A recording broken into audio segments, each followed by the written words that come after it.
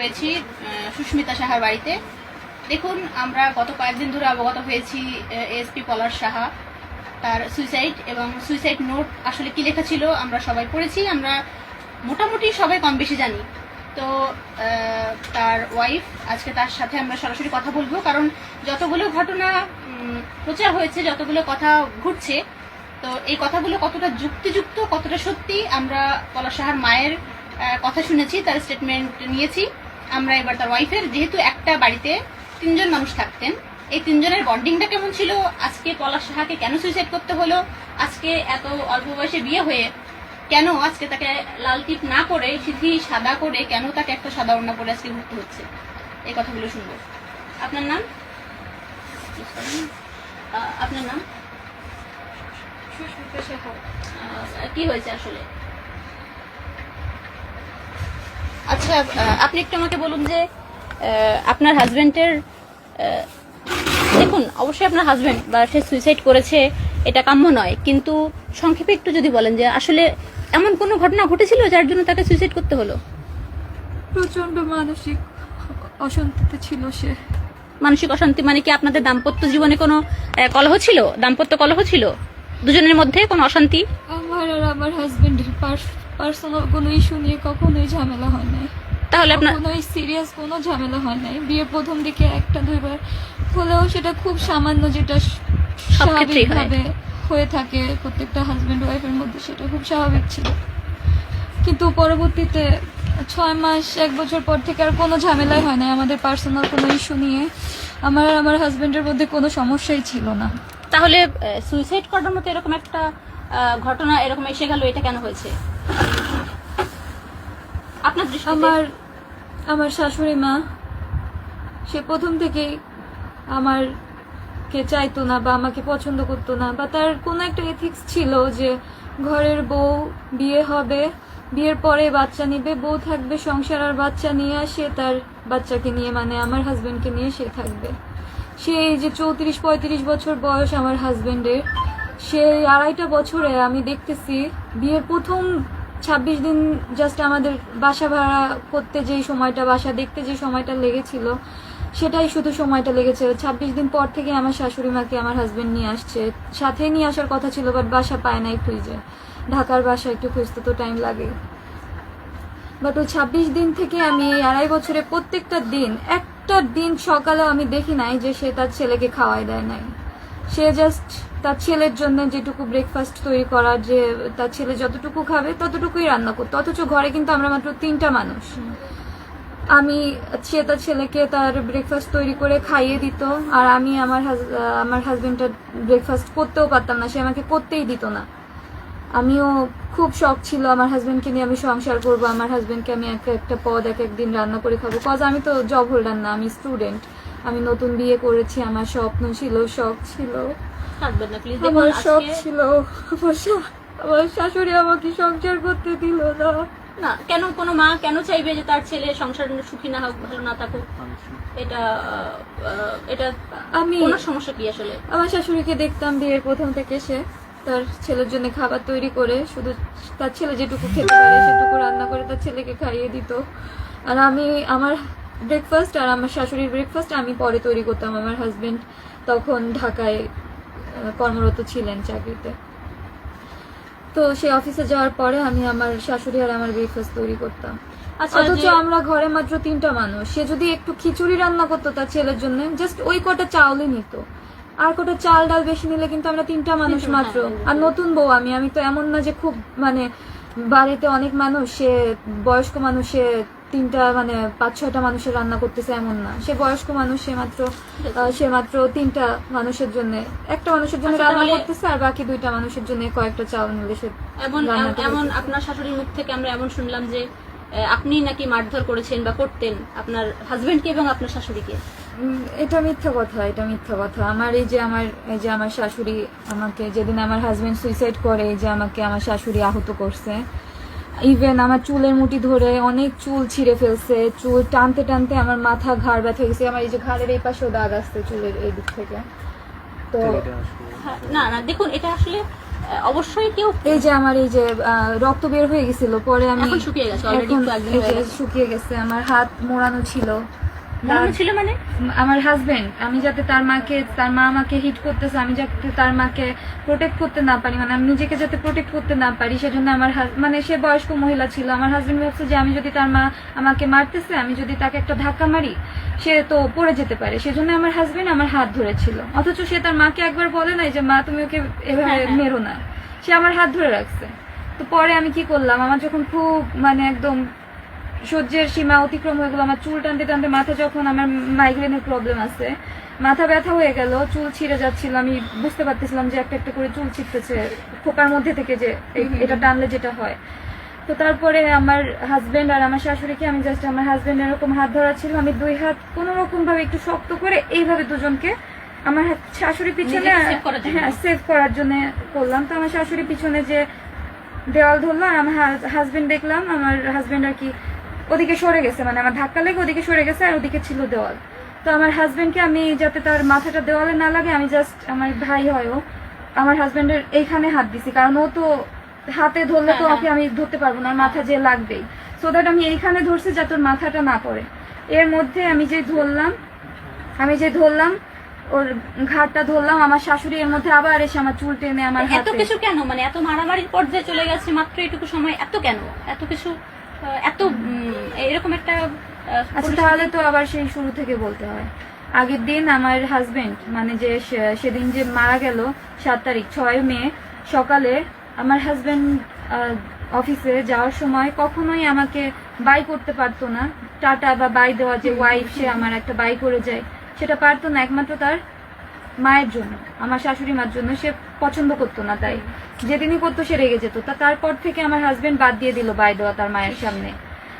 তো সেদিনকে কোনোভাবে সে দেখলো কি তার মা ঘরের দিকে গেছে, তো সে আমাকে বাই দিল হাত নেড়ে আমার দিকে তাকিয়ে। মানে নিজের ওয়াইফকে দেখুন, একটা বিষয় যে এটা কিন্তু শুধু আজকে সুস্মিতার ঘটনা নয়, বাংলাদেশের ম্যাক্সিমাম ঘরে আমরা যদি দেখি যে শাশুড়ি ওয়াইফের যে দ্বন্দ্বটা, যার কারণে ওয়াইফ চাইলেও তার হাজবেন্ডের সঙ্গে কোয়ালিটি টাইম স্পেন্ড করতে পারে না, আর মা ছেলেকে বিয়ে দেওয়ার পর তাকে একটু স্পেস দেওয়া বা সেইটা কিন্তু মায়েরা করে না। শুধুমাত্র আজকে সুস্মিতার ঘটনা থেকে আমরা বুঝতে পারি বা আমরা শিক্ষা নিতে পারি, আমাদের যে যে ঘরে ছেলে রয়েছে, আমাদের ঘরে মেয়ে রয়েছে, তো আমরা ছেলে মেয়ের বিয়ের পরে আসলে কি করা উচিত, বা কি হলে একটা ছেলে একজন পুলিশ অফিসার সে অনেক বেশি তার মনের জোর হয়, সে জায়গা থেকে সুইসাইড করার মতো একটা সিদ্ধান্ত নিয়েছে, কতটা সে মেন্টাল স্ট্রেস নিয়ে, কতটা ডিপ্রেশন থেকে সে সুইসাইড করেছে।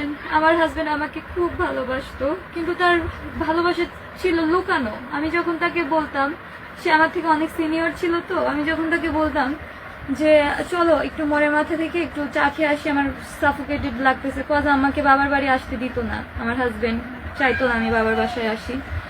তো তখন সে বলতো কি, তাহলে মাকে বলে মা তুমি আমি একসাথে চলো, হেঁটে আসি, চা খেয়ে আসি। তো আমি বলতাম আমার সাফোকেশনের কারণ তো তোমার মা, হ্যাঁ। সে আমাকে প্রত্যেকটা সেকেন্ডে তুমি অফিসে থাকাকালীন যে পরিমাণে পেইন দিচ্ছে, আমি সাফোকেটেড ফিল করতেছি, তো বাইরেও যদি সে যায়, আমার সাফোকেশন যদি আমি সাথে নিয়ে যাই, তাহলে আমি আর ফ্রি হলাম কিভাবে? আমার হাজবেন্ডের কথা ছিল ওটা, তো সে সেটা ক্যান্সেলই করে দিল। তখন আমরা শান্তিনগরে ছিলাম, সে বলেই দিল যে না, মা ছাড়া আমি যেতে পারবো না। কখনো যদি বলতাম যে চলো একটু রুফটপে যাই, সে কিন্তু তার মাকে নিয়ে রুফটপে হাঁটতে যেত। আমি যদি বলতাম যে আজকে আমি তোমাদের সাথে যাই, বলতো না, বাসার বউ, নতুন বউ, ছাদে যাওয়ার দরকার নেই, ঘরে থাকো, আমরা চলে আসবো হেঁটে যেতে। তো ওই দিনকে সে আমাকে টাটা দিল, তার মা কোনোভাবে ঘর থেকে, মানে সে কি করতে গেছে জানি না, ব্যাক করে এসে দেখে তার ছেলে আমাকে বাই দিচ্ছে, সে সেটা দেখে ফেলছে, ব্যাস ওখানেই আমাকে আমার হাজবেন্ড শেষবারের মতো টাটা দিছে। আর আমাকে কখনোই টাটা দেয় নাই, সে কখনোই টাটা দেয় নাই, আর দিবেও না, সে আমাকে বাইও করে নাই। তো তখন যখন সে ঘর থেকে বের হচ্ছে, তখন তার মাকে বললো কি মা আমি আসি। তার মা রেগে গেছে জন্য তার মা তার সাথে কথা বললো না, বললো মা আমি আসি, তুমি একটু রেস্ট নিয়ে তারপরে পুজো করতে যেও।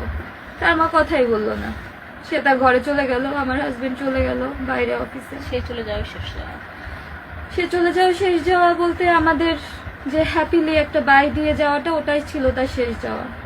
দুপুর হলো, আমার হাজবেন্ড রাস্তায় যেয়ে তার মাকে ফোন, মা তোমার মুখ কালো কেন দেখলাম? আমার হাজবেন্ড এত মা ভক্ত ছিল, তার মায়ের যে সে যে বের হয়েছে, তার মা যে তাকে বলে নাই যে বাবা আচ্ছা আয়, তাহলে ওইটা যে সে বলে নাই, এজন্যই তার মন খারাপ হয়ে গেছে আমার হাজবেন্ডের, যে মা কেন বললো না আমাকে আসার সময় যে বাবা আয় তাহলে।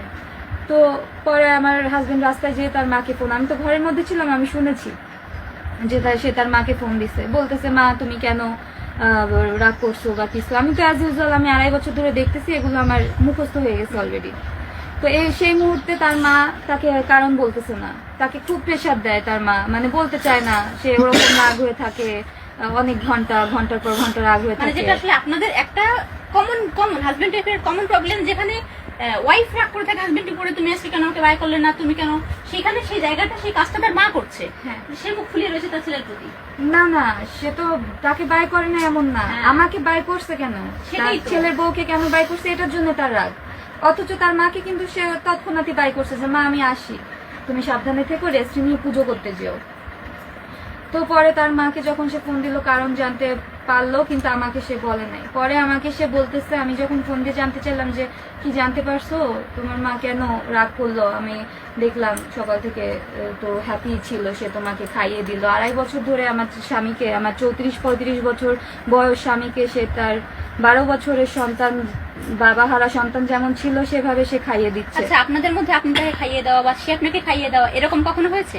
বা তার কখনো- মায়ের জন্য হতো না, কখনোই না। কখনোই না, এটা খুবই কমন বিষয় নাকি, আনলাম একটা খাবার আমার ওয়াইফকে খাইয়ে দিলাম, কখনোই না। বা আপনি আপনার হাজবেন্ডকে খাইয়ে দিলেন। কখনোই না, তার মায়ের জন্য হতোই না। আর খাবার, সে তো তার মাকে মিথ্যা বলে না, কখনোই বলে না। সে তার মায়ের সামনে আমাকে খাইয়ে দিবে, তার মা সহ্য করবে নাকি? কখনোই না। ইভেন আমি একটা ভালো খাবার রান্না করলে সে বলতে পর্যন্ত পারতো না। একবার বলছে যে বা আজকে রান্নাটা তো ভালো হয়েছে, তার মা খাইলই না। সে খাওয়ার সময় থেকেই রাগ, মানে খাবার অর্ধেক খেয়ে উঠে চলে গেল। পরে সে তার মা যে ঘরের রুমে দরজা আটকাই দিল, সে তার মাকে যে পরে খেয়ে দিয়ে উঠে বললো যে মা কি হয়েছে, কি সমস্যা হইলো। সে বলতেছে এত বলার কি আছে, ঘরের বউ রান্না করবে এটাই তো স্বাভাবিক, ভালো রান্না করবে না তা কি বাইরের মহিলা এসে ভালো রান্না করে দিয়ে দেখুন, যাবে? 1 মিনিট, আমি বারবার পজ দিচ্ছি এই কারণে, কারণ আজকে সুস্মিতার যেটা হয়েছে, আমরা কখনো চাই না সুস্মিতা বলে কেউ সুইসাইড করুক, এটা আমরা কখনো চাই না। দেখুন, যে মায়ের ছেলেরা বা যে ওয়াইফের হাজবেন্ডরা পুলিশে চাকরি করে, তো আপনারা একটা বিষয় মাথায় রাখবেন, তারা যখন বাইরে কাজ করে তারা কিন্তু প্রচন্ড স্ট্রেসে থাকে। তো বাইরের স্ট্রেসটা, বাইরে এসে বাড়িতে মানুষ কেন আসে? একটু শান্তির জন্য। সেই স্ট্রেসটা যদি রিমুভ করতে না পারে, বাড়িতে এসে আরো ডাবল স্ট্রেস নিতে হয় একটা মানুষ। অনেকে কিন্তু পলাশ সাহাকেও দোষ দিচ্ছে যে ও কাপুরুষ ছিল ইত্যাদি, কিন্তু এই লোকটা কতটা স্ট্রেস সে সহ্য করবে, কতদিন সে সহ্য করবে? এর আগে, বিয়ের আগ পর্যন্ত সে একা ছিল, বিয়ের পরে যখন দুজন হয়েছে, সে কিন্তু দুজনকেই ভালোবাসে, কিন্তু তার ভালোবাসাটা সে দেখাতে পারছে না তার ওয়াইফের প্রতি। একটা ওয়াইফের যে এক্সপেকটেশন তার হাজবেন্ডের প্রতি, কিন্তু সে সেটা যে ওপেনলি করবে সে পারছে না। এই কষ্টের জায়গাটা অনেক পুরুষের রয়েছে, সেই কষ্টের জায়গা থেকে আজকে সুইসাইড করেছে পলাশ সাহা, এটা আমরা মনে করি। আপনার কি মনে হয়? তার মায়ের এই অত্যাচার সেকেন্ডের পর সেকেন্ড আমাদের একটা জায়গায় মানে ঘুরতে যেতে দিত না। আমরা হানিমুনে গিয়েছি, সে সাথে যাবে, সে রাগারাগি, আমরা একটা রাত মাত্র হানিমুনে যে কক্সেস বাজার কাটাতে পারছি। তার মায়ের রাগের কারণে সে আবার ব্যাক করছে, যে মা রাগ করে আছে, সে যেতেই পারলো না। আমরা ঢাকাতে থাকাকালীন যে কোনো জায়গায়, রমনা পার্ক হোক বা যে কোনো একটা ঐতিহাসিক স্থান হোক, ঢাকাতে তো সবকিছু সাজানো, সব জায়গায় সে তার মাকে নিয়ে গেছে। তো একটা পর্যায়ে বিয়ের 6-7 মাস পর্যন্ত আমি খুব ভালোভাবে তাদের সাথে মেনটেন করে বিয়ের চলছিলাম। ভিডিওতে দেখেছি আপনি খাইয়ে দিচ্ছেন আপনার শাশুড়িকে, হ্যাঁ হ্যাঁ, বা জড়িয়ে ধরেছেন, হাসছেন। আমি আমার শাশুড়ি মাকে বিয়ের প্রথমে আমার মা বলতাম, তুমি করে কথা বলতাম, তাকে অ্যাড্রেসিংটা ছিল আমার তুমি, মা তুমি খেতে আসো, মা তোমার কি এটা লাগবে, মা তোমার কি ওটা লাগবে। 6-7 মাস পর্যন্ত আমি এটা মেনটেন করছি। আমি কষ্ট পাইতাম, ভিতরে ভিতরে কষ্ট পাইতাম যে আচ্ছা আমার তো স্পেস হচ্ছে না, বা আমি যেটা চাচ্ছি আমাকে তো তারা বুঝতেছে না, আমি শুধু তাদের জন্য করে যাচ্ছি স্যাক্রিফাইস। তো এই 6-7 মাস যখন আমি স্যাক্রিফাইস করলাম, একসময় দেওয়ালে যে পিঠ থেকে গেল, কারণ তখন অনেকগুলো অপবাদ আসতে থাকলো যে আমি এত কিছু করতেছি, তাদের জন্য এত স্যাক্রিফাইস করতেছি, তারপরেও তার মা আমার হাজবেন্ডকে নিষেধ করতেছে যে অফিসের যে বউকে ফোন দেওয়ার কি আছে। আমার হাজবেন্ড বললো যে মা ও দুপুরে খাইছে কিনা, এই জন্য ফোন দিয়েছি। অফিসে গিয়ে মাকে ফোন দেওয়ার যদি যেতে পারে, হ্যাঁ, আমার হাজবেন্ড বলছে যে মা আমি দুপুরেও খাইছে নাকি, এই জন্য ওকে ফোন দিয়ে শুনলাম। বলে তুই তো আমারে ফোন দিয়ে শুনছিস, আমার কাছে শুনলই তো না যে মা ও সুস্মিতা খাইছে কিনা। বলে যে আচ্ছা মা ঠিক আছে, আমি আর ওকে ফোন টোন দিব না অফিস টাইমে। তার মা দিনের পর দিন তাকে মানে প্রলুব্ধ করতে করতে যে সে যেন আমাকে ফোন না দেয় অফিস টাইমে, সে ফোন দেওয়াই বাদ দিয়ে দিল আমার হাজবেন্ড। কিন্তু কখনো মানে তার মাকে মানে বলে নাই যে মা এটা তোর অধিকার, আমার স্ত্রী, ওকে আমি জিজ্ঞাসা করতে পারি, ও কখনো বলে নাই। আমার হাজবেন্ড ওর মায়ের কাছে এতটাই নত ছিল, এতটা ভদ্র ছিল, এতটা মাতৃভক্তি ছিল, যার প্রতিদান আজকে এইভাবে ওকে দিতে হলো। I am sorry to say কি দেখুন, যারা এত অতিরিক্ত যারা মাম্মাস বয়ে রয়েছেন, আপনাদের দুটো অপশন রয়েছে। এরকম কিছু নিউজ কাউন্সিলিং আমাদের কাছে এসছে এর আগে যে আমার মায়ের সাথে এরকম, আমার ওয়াইফ মানতে পারছে না, আমি কি করব। তো সবার জন্য আজকে সুস্মিতা রয়েছে সামনে বসিয়ে আমি এই কথাটা বলছি যে আপনার দুটো অপশন, একটা হচ্ছে হয় আপনি বিয়ে করবেন না, অথবা আপনার দুদিকে ব্যালেন্স করা। মাকে বুঝতে হবে সে বিয়ে করেছে, মাকেও ছাড় দিতে হবে, ওয়াইফকেও ছাড় দিতে হবে। দুদিকে যদি আপনি ব্যালেন্স না করতে পারেন, সুইসাইড কিন্তু সমাধান নয়। আজকে ও একা হয়ে গেছে। আপনার শাশুড়ির আর আপনার কয়টা ছেলে মেয়ে? আমার শাশুড়ির মেয়ে বড় একজন, আর আরো 2টা ছেলে আছে, আর আমার হাজবেন্ড সবার ছোট। তাহলে আপনাদের সংসারের সমস্যাগুলো হচ্ছিল, সে কেন বাকি ছেলেদের কাছে বা গ্রামে থাকলো না কিছুদিনের জন্য হলেও? বাকি ছেলেরা আমার হাজবেন্ডের মায়ের, মানে আমার শাশুড়ি মায়ের এই অন্যায়গুলো মেনে নিত না। তারা ঠিকই তার মাকে শ্রদ্ধা করতো, ভক্তি করতো, কিন্তু তাদের ওয়াইফের সাথে অন্যায় হলে তারা বলতো যে মা এটা ওর অধিকার। তাহলে আমার রাত্রে তাদের যদি মাঝরাতে খেতে ইচ্ছা করতো, তাদের ওয়াইফের হাতের কোনো খাবার, একটা বড়া বা একটা চপ বা একটা ভাজা পোড়া, তাদের ওয়াইফরা ঠিকই তাকে বানিয়ে দিতে পারতো। অথচ আমি আর আমার হাজবেন্ড সন্ধ্যা 9টার পর থেকে আইসোলেটেড, মানে পুরোপুরি রুমের মধ্যে। তার মা আমার হাজবেন্ডকে 2.5 বছরে শীতের সময় শোয়াই দিয়ে, কম্বল মুড়ি দিয়ে, লেপ মুড়ি দিয়ে শোয়াই দিয়ে যেত, বাবু তুই ঘুমা, মাথায় হাত ঠাত বোলাই দিয়ে, যতক্ষণ আমার হাজবেন্ড না ঘুমায় ততক্ষণ সে ঘুম পাড়ায় দিয়ে যায়। তো বলতো তুই উঠবি না, সুস্মিতা দরজা দাও। আমি আমার মতো দরজা দিয়ে রুমে চলে আসতাম। বিয়ের প্রথম যে হাজবেন্ড ওয়াইফের কোয়ালিটি টাইম কোনো কিছু ছিল না। মানে আমার শাশুড়িকে আমি নিজে আমার হাজবেন্ডকে বলেছিলাম, আমরা ঢাকায় শান্তিনগরে শেলটেক রহমান ভিলায় 20 তলার 18 তলায় বাসা ভাড়া নিয়েছিলাম। আমি আমার হাজবেন্ডকে নিজে বলছিলাম যে মা যেহেতু গ্রাম থেকে আসতেছে, মাকে মাস্টার বেডটা মাকেই দেওয়া হোক, অ্যাটাচড বাথরুম আছে, বড় রুম আছে, ব্যালকনি আছে সাথে, ওই রুমটা মাকে দেওয়া হোক, মা একটু অ্যাডজাস্ট করুক। আমি নিজে বলেছি আমার হাজবেন্ডকে। আমার হাজবেন্ড বললো বাহ তুমি তো ভালো, অন্য কেউ হলো তো বলতো যে মাস্টার বেড আমি নিব, কিন্তু তুমি বলছো আমার মাকে দিতে। আছে ঠিক আছে, হ্যাঁ আমার মা তো গ্রাম থেকে আসছে, আমি আমার মাকে ওই মাস্টার বেডটাই দিব। সেও দিল, আমার তো কোনো আপত্তি ছিল না। আমি আমার শাশুড়ি মাকে খাইয়ে পর্যন্ত দিয়েছি। আমার শাশুড়ি মার মাথা ব্যথা করলে মাথা টিপে দিতাম, মাথায় তেল দিয়ে দিতাম, জল দিয়ে দিতাম, সবকিছু করেছি। কিন্তু উনি আপনার সাথে যেরকম করেছে, বাকি যে আপনার জায়েরা আছে, বাকি 2 বউ, ওনার আর যে 2 পুত্রবধূ, তাদের সাথেও কি এরকম করতেন না শুধু আপনার সাথে? আমার মেজো জায়ের বিয়ে, আমার বিয়ে 3 মাস আগে হওয়ার কারণে আমার মেজো জা এটা ফেস করে নাই। আমার বড় জা এর সাথে 11 বছর শুনেছি ছিল, তো আমার বড় জা এটা ফেস করেছে। আমরা যতটা শুনেছি আপনার বড় জা বিয়ের এই 11 বছরে মাত্র 3 বার বাপের বাড়ি গেছে, যেতে পেরেছে মাত্র 3 বার। তো আপনার ক্ষেত্রে এরকম কোনো রেস্ট্রিকশন ছিল বাপের বাড়ি? আমাকেও তো এই 2 বছরে মাত্র 2 বার আমার বাবার বাসায় আসতে দেওয়া। তো এই যেতে না দেওয়ার কারণটা কি? সে তার 3 ছেলেকে এভাবে মানুষ করছে, বউদের বাপের বাড়িতে যেতে দেওয়া যাবে না খুব বেশি। আর যাওয়ার কি প্রয়োজন আছে, সংসার হয়েছে, নতুন সংসার করুক, এটাই আমার শাশুড়ি মার এথিক্স, যার কারণে বাবার বাড়িতে আসাও আমার খুব সীমিত ছিল। আপনারা তো তখন চট্টগ্রামে ছিলেন যখন উনি সুইসাইড করলেন, চট্টগ্রাম পোস্টিং না? তো তারপরে যখন ওখানে গেলেন বা বডি যখন বাড়িতে নিয়ে যাওয়া হলো, তো তখন আপনারা ওখান থেকে কিভাবে গেলেন? মানে আপনার হাজবেন্ডের বডি নিয়ে সরাসরি গেলেন নাকি আপনারা আলাদা চলে গেছিলেন গ্রামে? আমাকে গ্রামে নিতে দেওয়া হয় নাই, কারণ আমার ভাসুররা আমার হাজবেন্ডের মারা যাওয়ার খবর পেয়ে তারা ইন্টারভিউ দেওয়া শুরু করছিল। তারা আমার প্রতি তাদের যে আমার ক্ষোভটা দেখেছি আমার সাথে, হ্যাঁ আমার বড় ভাসুর, মেজো ভাসুর তো নিজে ইন্টারভিউ দিয়েছে। মেজো ভাসুরের ওয়াইফ পাশ থেকে বলতেছে যে আমার মা বাবা ভাই নাকি আমার সাথে আমার হাজবেন্ডকে প্ররোচনা দিছে আত্মহত্যার জন্য, অথচ আমার মা বাবা ভাইয়ের সাথে আমার হাজবেন্ডের কথাই হতো না। কথা হতো না? তারা গেছে কতবার আপনার বিয়ের পরে? আমার বাবার বাসা থেকে আমার শ্বশুর বাড়িতে, মানে আমার হাজবেন্ডের বাসায় একবারও যাওয়া হয় নাই। আমার 2টা ভাই মাত্র একবার গিয়েছিল, তাও বিয়ের পর আমার কিছু জিনিসপত্র দেওয়ার জন্য তারা গিয়েছিল। আর আমার মা বাবা কখনোই যায় নাই, কখনোই না। তারা যে একটা জামাই আদর পাবে বা জামাই বাসায় যাবে, সেটা তারা পায় নাই, তারা যায় নাই। এই 2.5 বছর যাবত আমার শাশুড়ি মা, আমার হাজবেন্ড, আমার মা বাবাকে তাদের বাসায় অ্যালাউই করে নাই। দেখুন আজকে আপনার কথাগুলো, আপনার এই বিষয়টা বাইরে আসার পরে কিন্তু অনেকেই তাদের কথা বলছে যে তাদেরও এরকম সমস্যা, অনেক ছেলেরা এরকম রয়েছে যে এই মা ভক্ত ছেলে বা ওয়াইফের সাথে সে টাইম কাটাতে না পারা। তো এই ক্ষেত্রে আপনি সবার জন্য কি বলবেন? দেখুন আজকে আপনার হাজবেন্ড নেই, তাকে তো আর আমরা ফিরে পাবো না। আমার হাজবেন্ড আমাকে অনেক ভালোবাসতো, আমার হাজবেন্ড আমাকে প্রচন্ড ভালোবাসতো, আমিও ভালোবাসতাম, কিন্তু তার মা বাসতে দিত না। তার মা আমাকে তার সাথে ছাড়তই না, থাকতেই দিত না। একই ফ্ল্যাটের মধ্যে আছি, তার মা তার মায়ের রুমে, আমি আমার রুমে। আমার হাজবেন্ড যদি ওয়াশরুমের জন্য আমার রুমে আসতো, তার মা সাথে সাথে ফোন, কিরে কই গেলি? আমার হাজবেন্ড সাথে সাথে আবার ওয়াশরুম করে তার মায়ের রুমে সোজা। যতটুক্ষণ, সে তো পুলিশে ছিল, সে তো ডিফেন্সে ছিল, সে যেহেতু টাইম পায় না, দিনের বেলায় যতটুকু টাইম পাইতো তার মা তাকে আটকে রাখতো তার কাছে। তার মা তাকে খাইয়ে দিচ্ছে বা গল্প করতেছে, তার মা তাকে নিয়ে কীর্তন শুনতেছে বা টিভি দেখতেছে, সিনেমা দেখতেছে, খবর শুনতেছে। সে তার ছেলের কাছে বলতেছে, এটা কর বাবা, এটা কর বাবা, এটা কর, এটা কর, আয় বাবা এটা করি, আয় বাবা ওটা করি। আমার কাছে টোটালি আসতে দিত না। সে তার ছেলেকে নিয়ে তার রুমেই থাকতো যতটুক্ষণ আমার স্বামী দিনের বেলায় বাসায় থাকতো।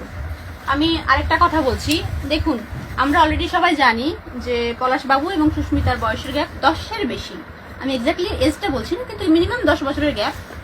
একটা 20 বছরের মধ্যে বা 20-র আশেপাশে বয়সের মেয়েরা তার চাওয়া একরকম হয়, একটা ম্যাচিউর ছেলে বা ম্যাচিউর মেয়ের চাওয়া ভাবনা কিন্তু অন্যরকম হয়। আপনি যখন একটা 20-র আশেপাশের মেয়েকে, 21-22 বা 20-র নিচে মেয়েকে বিয়ে করবেন, আপনি যদি তার মেন্টাল হেলথ বুঝতে না পারেন, তার চাওয়াটা আপনি বুঝতে না পারেন, সেক্ষেত্রে কিন্তু সংসারে কখনোই শান্তি হবে না। আপনি যদি সেটা না বোঝেন, হয় আপনাকে ম্যাচিউর মেয়ে বিয়ে করতে হবে, আপনাকে 25+ মেয়ে বিয়ে করতে হবে। যদি না করেন তবে তাকে তার মতো ট্রিট করতে হবে। এবার সেটা দেখে যদি পাশে হয়, আজকে কিন্তু সুস্মিতা এইভাবে কাঁদছে, আজকে এরকম ওর কাঁদার কথা নয়। ও অনার্স ফার্স্ট ইয়ারে পড়ে। কোথায় পড়ছো সুস্মিতা? ও এতটাই ভেঙে পড়েছে, ও উঠতে পারছিল না বিছানা থেকে। আমরা অনেকের ইন্টারভিউ দেখেছি, এসে আমরা 1 ঘন্টা বসে রয়েছি। ও অনেক কষ্ট করে উঠে এসে এইভাবে বসেছে, তবু ওকে ধরে এনে বসাতে হয়েছে। ও সোজা হয়ে হাঁটতে পর্যন্ত পারছে না। ও এত কাঁদছে যে এরকম আজকে ওর অবস্থা। তো দেখো, কেঁদো না প্লিজ, ও অনেক ছোট, আমি ওকে প্রথম দেখা, কিন্তু তবু তুমি করে বলছি, ছোট বোনের মতো। আজকে তোমার কষ্টটা অনেকগুলো মেয়ের কষ্ট। এই সুইসাইডের যে কারণ আমরা মোটামুটি বুঝে গেছি, আমরা মানে সমস্ত দর্শক বা সমস্ত বাংলাদেশ বা বিভিন্ন দেশের মানুষ। আমার শাশুড়ি আমাকে সংসার করতে দিল না। আমি ওনাকে বলেছিলাম যে মা একটু স্পেস দেন, আমি আমার হাজবেন্ডকে নিয়ে একটু সংসারটা করি, দিল না। আমার হাজবেন্ড জবে থেকে আমার হাতে রান্না ভালো খাওয়া শুরু করলো, সে আমাকে রান্নাও করতে দিল না। সে আমার হাজবেন্ড বাজার থেকে কি বাজার করতেছে সে আমাকে দেখতেও দিত না। সে সব কিছু নিজে নিয়ে নিজের মতো রাখতো, নিজের মতো রান্না করতো। আমার হাজবেন্ডের ইচ্ছাও রান্না করতো না। সে একটা কি বলবো, সে নিজের স্বার্থ মতো তার যা মন চায় সেটাই রান্নাতো। আমার হাজবেন্ড একটু ভর্তা ভালোবাসতো, একটু পদে পদে রান্না ভালোবাসতো। কয়েক পদের ভর্তা হবে, একটু রান্না ভালো হবে কয়েক পদের। বলতো মা আমি আলু ভর্তা ভালো খাই, সে বলতো আলু খাওয়া ভালো না। সে বেগুন ভর্তা ভালো খেত, সে বেগুন ভর্তাই করতো। আমার হাজবেন্ড বলতো মা দুধ তো গরমই ভাল লাগে। বলতো বাবা দুধ গরম করে তোকে সাথে সাথে খাওয়াবো কেমনে? আমি আগে জাল দিয়ে রাখছি, ঠান্ডা হয়েছে, খা, সমস্যা নাই। তো আবার মানে কি বলবো, মানে আমার হাজবেন্ডের ইচ্ছা মতো, আমার হাজবেন্ডের যদি কখনো ইচ্ছা করতো যে আমি তাকে একটু পোলাও বা মাংস রান্না করে খাওয়াতে পারতাম না, কারণ আমার শাশুড়ি মা বাসায় মাংস খেতেন না। সে ডিম মাছ খেতেন কিন্তু মাংস খেতেন না। বিয়ের প্রথম মাত্র 1 থেকে 2 বার বাসায় মাংস আনা হয়েছিল। তো আমার শাশুড়ি মা, আমরা যখন মাংস খেতাম তাকে কিন্তু আমি ডিম ভুনা করে দিতাম, মাছ রান্না করে দিতাম, আর আমাদের জন্য মাংস রান্না করতাম। তো দেখা যেত কি তাকে এত কিছু রান্না করে দেওয়ার পরে তার মুখ কালো। আমরা 3 জন একসাথে বসে খাইতাম, যখন দেখতাম তার মুখ কালো। তো তার ছেলে একদিন জিজ্ঞাসা করলো যে মা তোমার মুখ কালো কেন, কি হয়েছে?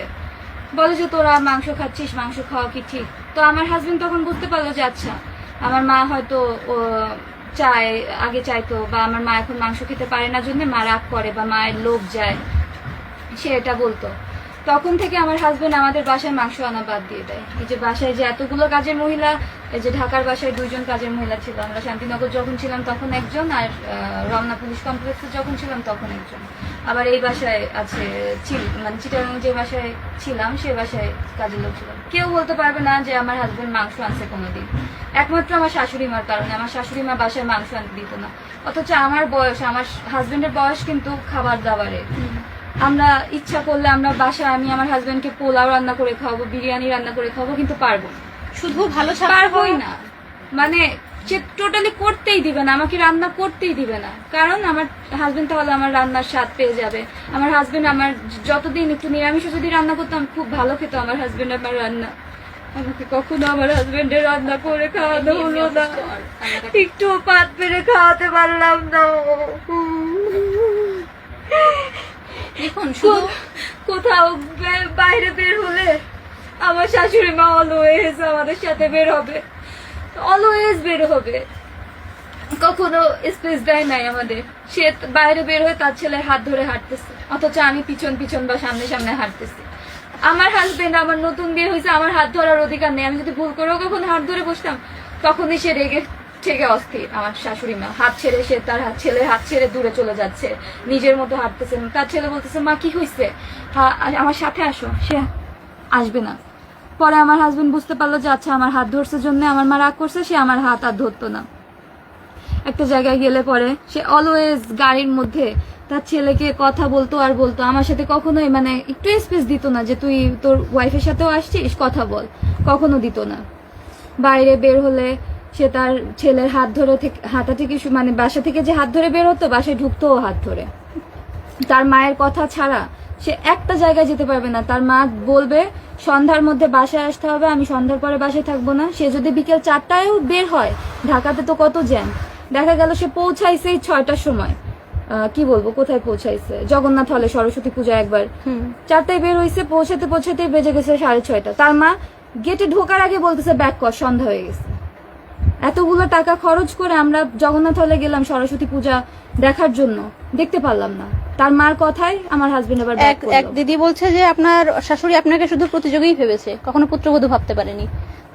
তা না হলে আপনি যে কথাগুলো এখনো পর্যন্ত বললেন। আমি বলি আরেকটা কথা বলি, আমার হাজবেন্ড অফিস থেকে যখন আসতো, কি হয়, আমার হাজবেন্ড আসতেছে, আমার নতুন বিয়ে হয়েছে, আমি অপেক্ষায় থাকতাম যে আচ্ছা আমার হাজবেন্ড আসতেছে।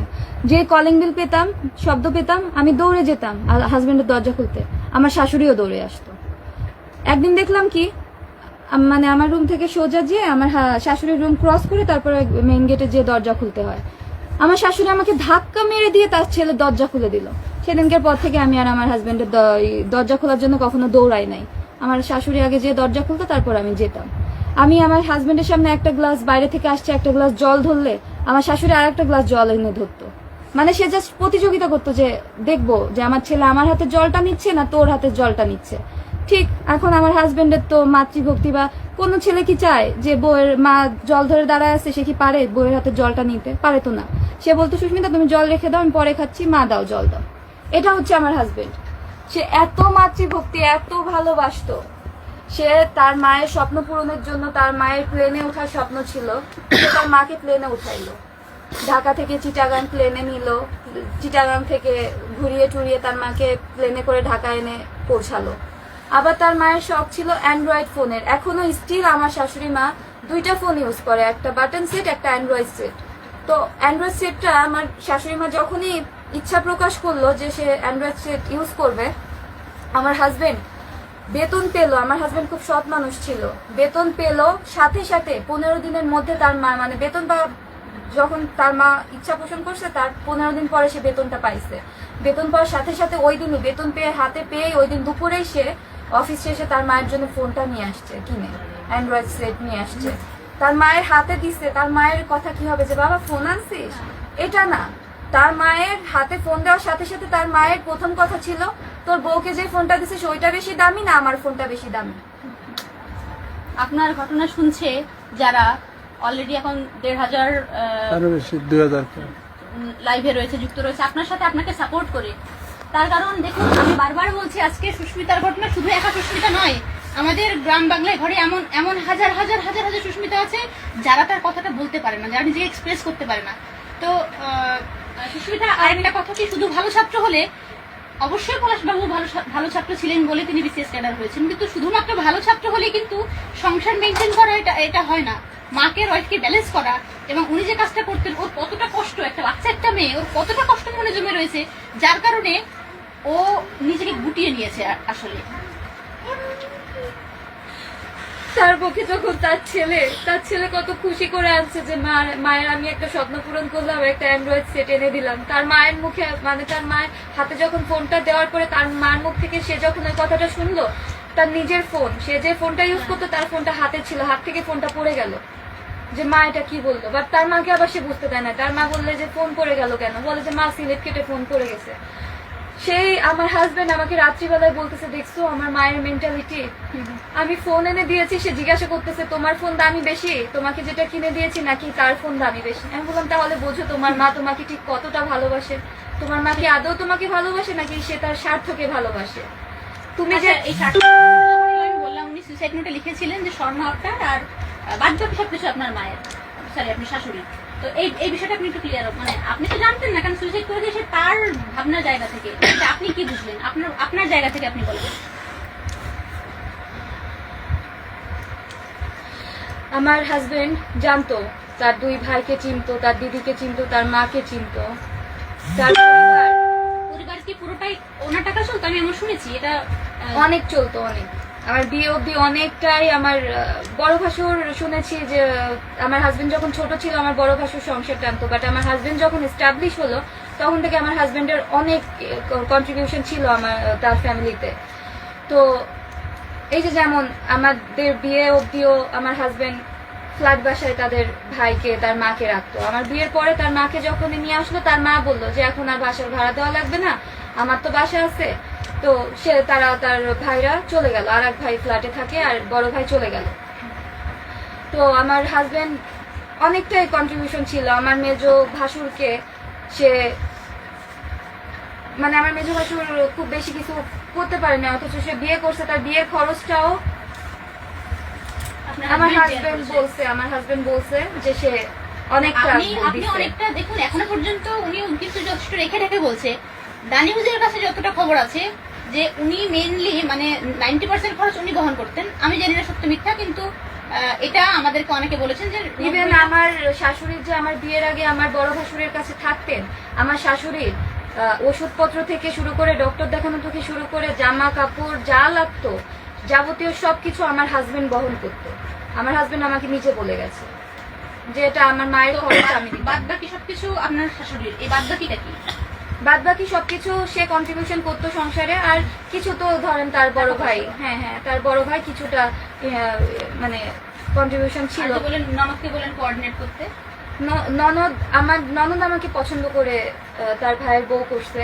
তো ননদের উপর আমার হাজবেন্ডের বিশ্বাস ছিল, আমার ননদ হয়তো তার শুভাকাঙ্ক্ষী হওয়ার কারণে আমার ননদকে সে কোঅর্ডিনেট করতে বলছে। সে তার দিদি তো, একমাত্র দিদি তো, তার দিদির ছেলের বয়সী সে, মানে আমার ননদের যে মেয়ে আর আমার হাজবেন্ড মাত্র 2 বছরের ছোট বড়।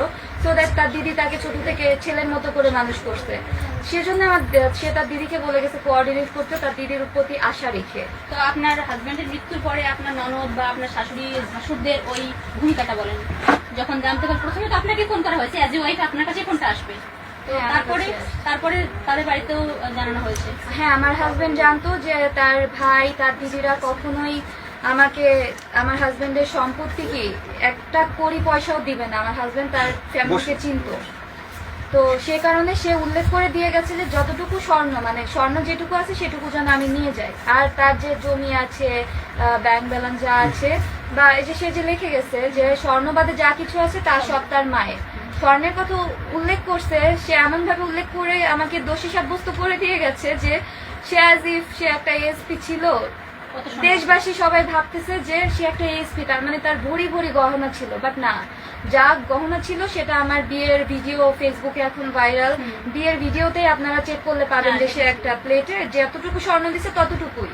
আর বিয়ের মাত্র 2 বছর হয়েছে, এর মধ্যে সে আর স্বর্ণ কিভাবে বানিয়ে দিবে, আর স্বর্ণের যা উঠতি দাম। আর বিয়েতে একটা ভালো খরচ হয়। এরপরে বিয়ের খরচ শেষ ওই তারাশি গ্রামে জানা মতে তখন তার সব থেকে মানে এই 50 বছর, গোটা 50 বছরে আমার হাজবেন্ড সব থেকে বেশি বড় করে তার বিয়ের উদযাপন করেছে, যার কারণে সে বিয়ের 2 বছরের মধ্যে আমাকে আর গহনা কিভাবে দিবে সে বানিয়ে, এটা তো আর যেটা হয় কি হিন্দুদের জন্য যেটা হয়, যেহেতু মেয়েরা বাপের বাড়ির সম্পত্তি পায় না, তো মা বাবা ভাইরা যেটা চায়, এবং আমি এই বাড়িতে এসে সবাইকে দেখছি ওরা তাদের বোনকে এত ভালোবাসে। এই একটু মাসিমাকে দেখি, মাসিমা একজন হিন্দু মানুষ শাখা সিঁদুর পরে, উনি টিপ করছেন না, সিঁদুর পড়ছেন না, কেন কি তার মেয়ে কপাল ফাঁকা করে ঘুরছে, তাহলে আমি এইখানে আমি কি করে সাজি, এটা উনির জন্য উনি সাজছে না পর্যন্ত।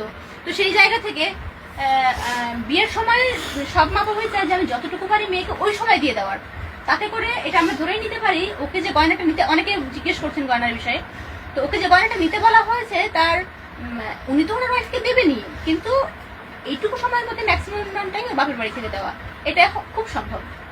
আমার বাবার বাড়ি থেকে যা দিয়েছে বিয়ের সময়, আর আমার হাজবেন্ড আমাকে যা দিয়েছে বিয়ের সময়, সেটা বিয়ের ভিডিও যেহেতু ফেসবুকে ঘোরাফেরা করতেছে, আপনারা চেক করলে জানতে পারবেন যে কতটুকু স্বর্ণ হতে পারে ওখানে। তো স্বর্ণ সে উল্লেখ করে দিয়ে গেছে, জাস্ট সে তার বউকে অন্তত কিছুটা হলেও, আমার নামে সেই 2 বছরে কিছুই করে নাই, কিচ্ছু করে নাই, কিচ্ছু না। 2 বছরে কি করবে? সেটাই, সে তো সে তো আমাকে ভালোবাসতো, সে তো ভাবছে যে আমি তো আমার বউকে ফিউচারে অনেক কিছু করে দিব, সেজন্য আমাকে সে 2 বছরে কিছুই করে দেয় না। অনেকে কিন্তু আপনার মা বাবাকে লোভী বলছে, যে লোভী ওরা এই কারণে। আমার হাজবেন্ড সৎ মানুষ ছিল, তার কখনোই অঢেল কিচ্ছু ছিল না।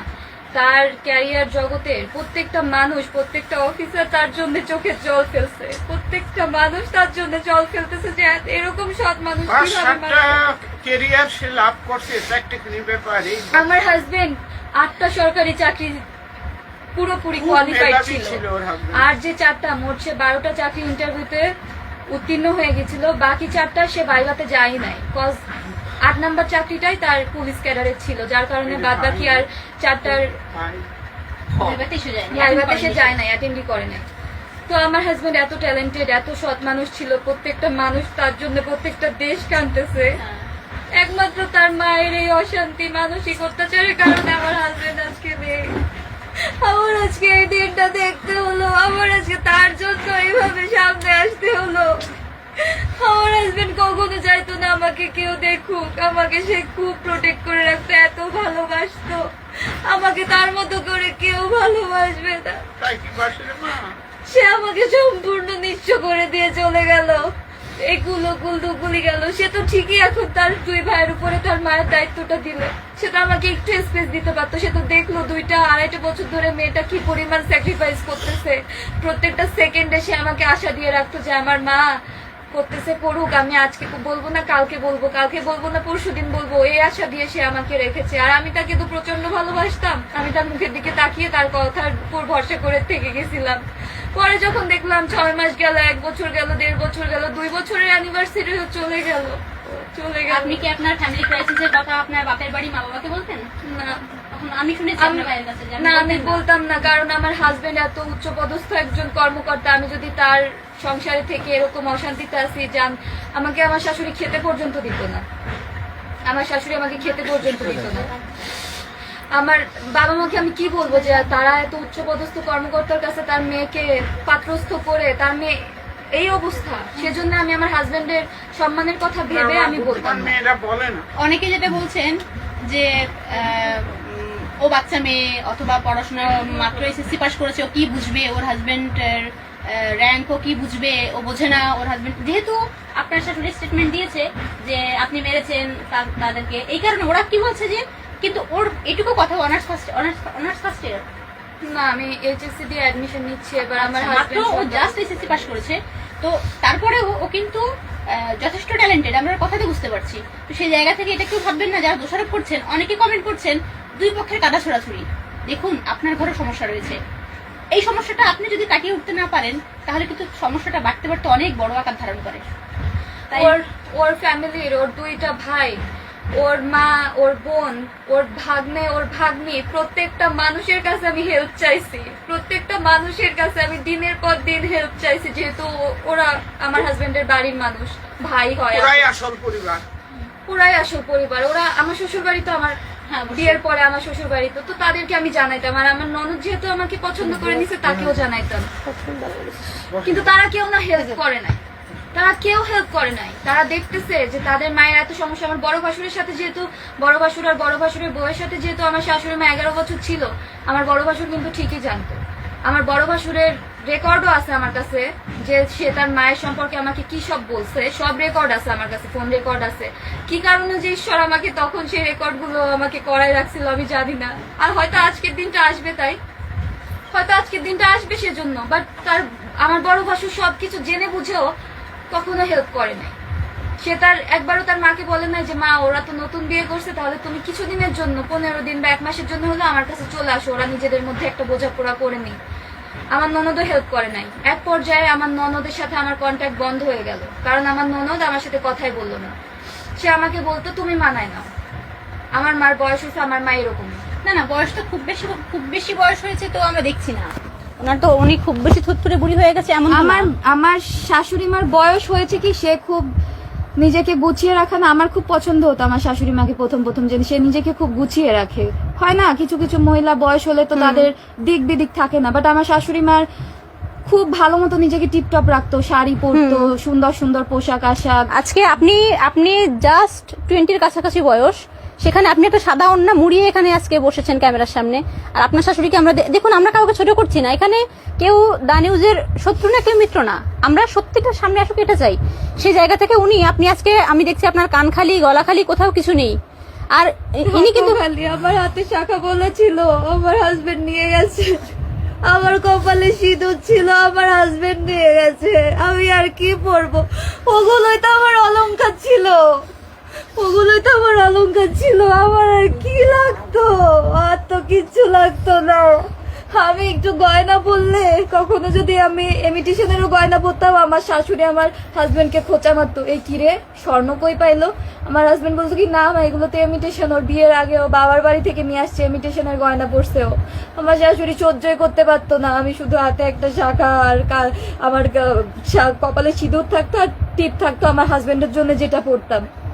আমি আর কখনো কিছু পরতাম না আমার শাশুড়ি মার কারণে, সে দেখতেই পারতো না। আমার হাজবেন্ড বলতো কি তোমাকে শাড়ি পরলে খুব সুন্দর লাগে। আমার শাশুড়ি মা আমাকে সাজতেও দিত না। আমার বাড়ির প্রত্যেকটা মানুষ জানে আমি সাজতাম না বিয়ের পর থেকে। আমাকে আমার ফেসবুক কমেন্টেও অনেকে লিখছে যে কি তুই বিয়ের আগে এত সাজুগুজু করতি, বিয়ের পরে সাজুগুজু করিস না কেন? আমি বলতে পারতাম না, কারণ আমার শাশুড়ি মা চাইতো না যে আমি সাজি, তার ছেলে আমার দিকে তাকাক। এটা যারা আপনার সুস্মিতাকে দোষী বানাচ্ছেন তারা, আপনি একটু বলুন, একটা মেয়ে এটুকু একটা বাচ্চা মেয়ে আর কতটা স্যাক্রিফাইস করবে? একটা সধবা মেয়ে সাজ আমরা দেখছি, আমরা ভদ্রমহিলাকে ছোট করছি না, কিন্তু তিনি এখনো কান টানা দিয়ে কানের পরে রয়েছেন, গলায় হাতে পরে ঘুরছেন, দেখা যাচ্ছে। ওর বিয়ের সময় যেমন সাজ ছিল গয়না, আমি পার্সোনালি এই বিষয়টা আমি নোটিস করেছি। ওর বিয়ের সময় বিয়ের ভিডিওতে পাশে বসে যেরকম কানে গলায় হাতে পরে রয়েছেন, এখনো তার ছেলে মারা যাওয়ার পরেও কিন্তু তার সেই সাজগুলো আছে। সেই সাজগুলো কিন্তু সুস্মিতার এখন নেই, যেটা ওর থাকার কথা। এই জায়গা থেকে আপনারা কিভাবে ওকে দোষী বলতে পারেন? আপনি ঘরে বসে একটা কমেন্ট করছেন, একটা ভিডিও দেখে কমেন্ট করছেন, আপনি খুব সহজে বলে দিচ্ছেন, কিন্তু যে সাফার করছে আপনি ওর জায়গা থেকে বিচার করুন। প্রত্যেকের ঘরে আমাদের মাও রয়েছে, বোনও রয়েছে, নিজের মেয়েও রয়েছে। আপনার ঘরে হলে আপনি কি করতেন? আমার হাজবেন্ড এত রিস্কি কাজ করে, সে ডিফেন্সে আছে, সে র্যাবে ছিল, সে এত রিস্কি কাজ করে, সে ঘর থেকে বেরোলে আমার চিন্তা থাকতো সে আবার ঘরে কখন ফিরবে, কবে ফিরবে। আমার হাজবেন্ডকে আমার শাশুড়ি মা আমাকে একটু বলেও যেতে দিত না, মানে বলতেও দিত না যে সুস্মিতা আমি যাচ্ছি, আমি যে বলবো তাকে সাবধানে যে, এটাও বলতে দিত না। মানে আমার শাশুড়ি মার কথা ছিল বউয়ের সাথে কোনো কথাই বলা যাবে, বউ বউয়ের মতো তাহলে থাকে। এরকম হলে বিয়ে দিয়েছে কেন ছেলেকে? আমি কাজের লোক, কাজ করব, ঘরে সব কাজ করব। তো আমি যখন ঘরের কাজ সব করা শুরু করলাম, আমার এইচএসসি পরীক্ষা জুন মাসে 30-24 সালে শুরু হয়েছিল। জুন মাসে, 24 সালের জুন মাসে, হ্যাঁ জুন মাসে 30 এরকম। যাই হোক, হ্যাঁ হ্যাঁ, ওই টাইমটায় আমার শাশুড়ি মার কাছে আমি বলছিলাম কি মা আমার তো পরীক্ষা শুরু হয়েছে, আমার একটু পড়তে হবে। তো সে আমাকে মানে আমি সব করতাম, কাজকর্ম সব করতাম, তারপরে নিজের পড়াটা নিজে শেষ করতাম। আমার হাজবেন্ড যদি আমাকে হেল্প করতে আসতো পড়ালেখায়, আমার হাজবেন্ড আমাকে হেল্প করতে চাইতো যে তোমার কোথায় সমস্যা হচ্ছে আমাকে দেখাও, আমি তোমাকে পড়াই। আমার হাজবেন্ডকে আমার শাশুড়ি মা পড়াইতে দিত না। মানে জাস্ট ও, আমার মনে হয় না ও দিনের মধ্যে 10 মিনিট ওর হাজবেন্ডের সঙ্গে কথা বলবে বা নিজেদের মধ্যে 10 মিনিট না, একটা ডাকও দিতে পারতাম না, একটা গ্লাস জল সামনে ধরতে পারতাম না। আমার পরীক্ষা চলতেছে, আমি পরীক্ষা দিতে যাব আগামীকালকে সকালে আমার পরীক্ষা। আমার শাশুড়ি মা সন্ধ্যার সময় আমাকে এক গাবলা শাক, তরকারি, মশলা, কাঁচামরিচ এক বাটি দিয়ে গেল, বললো যে এগুলো বেটে কুটে ধুয়ে জল ঝরিয়ে ফ্রিজে উঠায় রেখে যাও, আমি কালকে রান্না করবো। আমি কিছু বললাম না, আমার হাজবেন্ডের মুখের দিকে তাকায় দেখলাম আমার হাজবেন্ডও চুপ। সে তো বলতে পারতো, সে আমাকে কিন্তু প্রচন্ড ভালোবাসে। ভূমিকা তাকেই রাখতে হবে। এখানে মেয়েটা কি বলবে? তাহলে সে দোষী, অলরেডি দোষী এবং আরো দোষী হয়ে যায়। বাড়ির মেয়ে বউটারই দোষ হয়। সে আমার হাজবেন্ড, সে দেখতেছে তার ওয়াইফের পরীক্ষা, তার মা তাকে এতগুলো কাজ দিয়ে গেল, আগামীকালকে ওয়াইফের পরীক্ষা, বাট আমার হাজবেন্ড বলেনি। আমার হাজবেন্ড কিন্তু আমি এখনো বলবো আমাকে প্রচন্ড ভালোবাসতো। না না, লুকানো ভালোবাসা, এই গুপ্ত ভালোবাসাটা তো ক্ষতির কারণ হয়ে গেছে। হয় ও সুইসাইড করতে হতে পারছিল, অলরেডি 2বার সুইসাইড করতে গেছিল। আপনারা যারা বলছেন, স্টেটমেন্ট দিচ্ছেন 2বার সুইসাইড করতে গেছে, এটা রোজকার ঘটনা, আমরা এটা দেখি, আমাদের দেখতে দেখতে আমাদের চোখ কান পচে গেছে, আমরা ওই বিষয়ে ইন্টারফেয়ার করি না। কেন? একটা মেয়ের বিয়ে হয়েছে শুধু অশান্তি করার জন্য না। আমার হাজবেন্ড আমার হাজবেন্ড একবারও তার মাকে বললো না যে মা ওর কালকে পরীক্ষা, ও আজকে এগুলো না করুক। সে তার মা ভক্ত, এতই মা ভক্ত যে সে তার মায়ের মুখের উপর এটা বলতে পারলো না।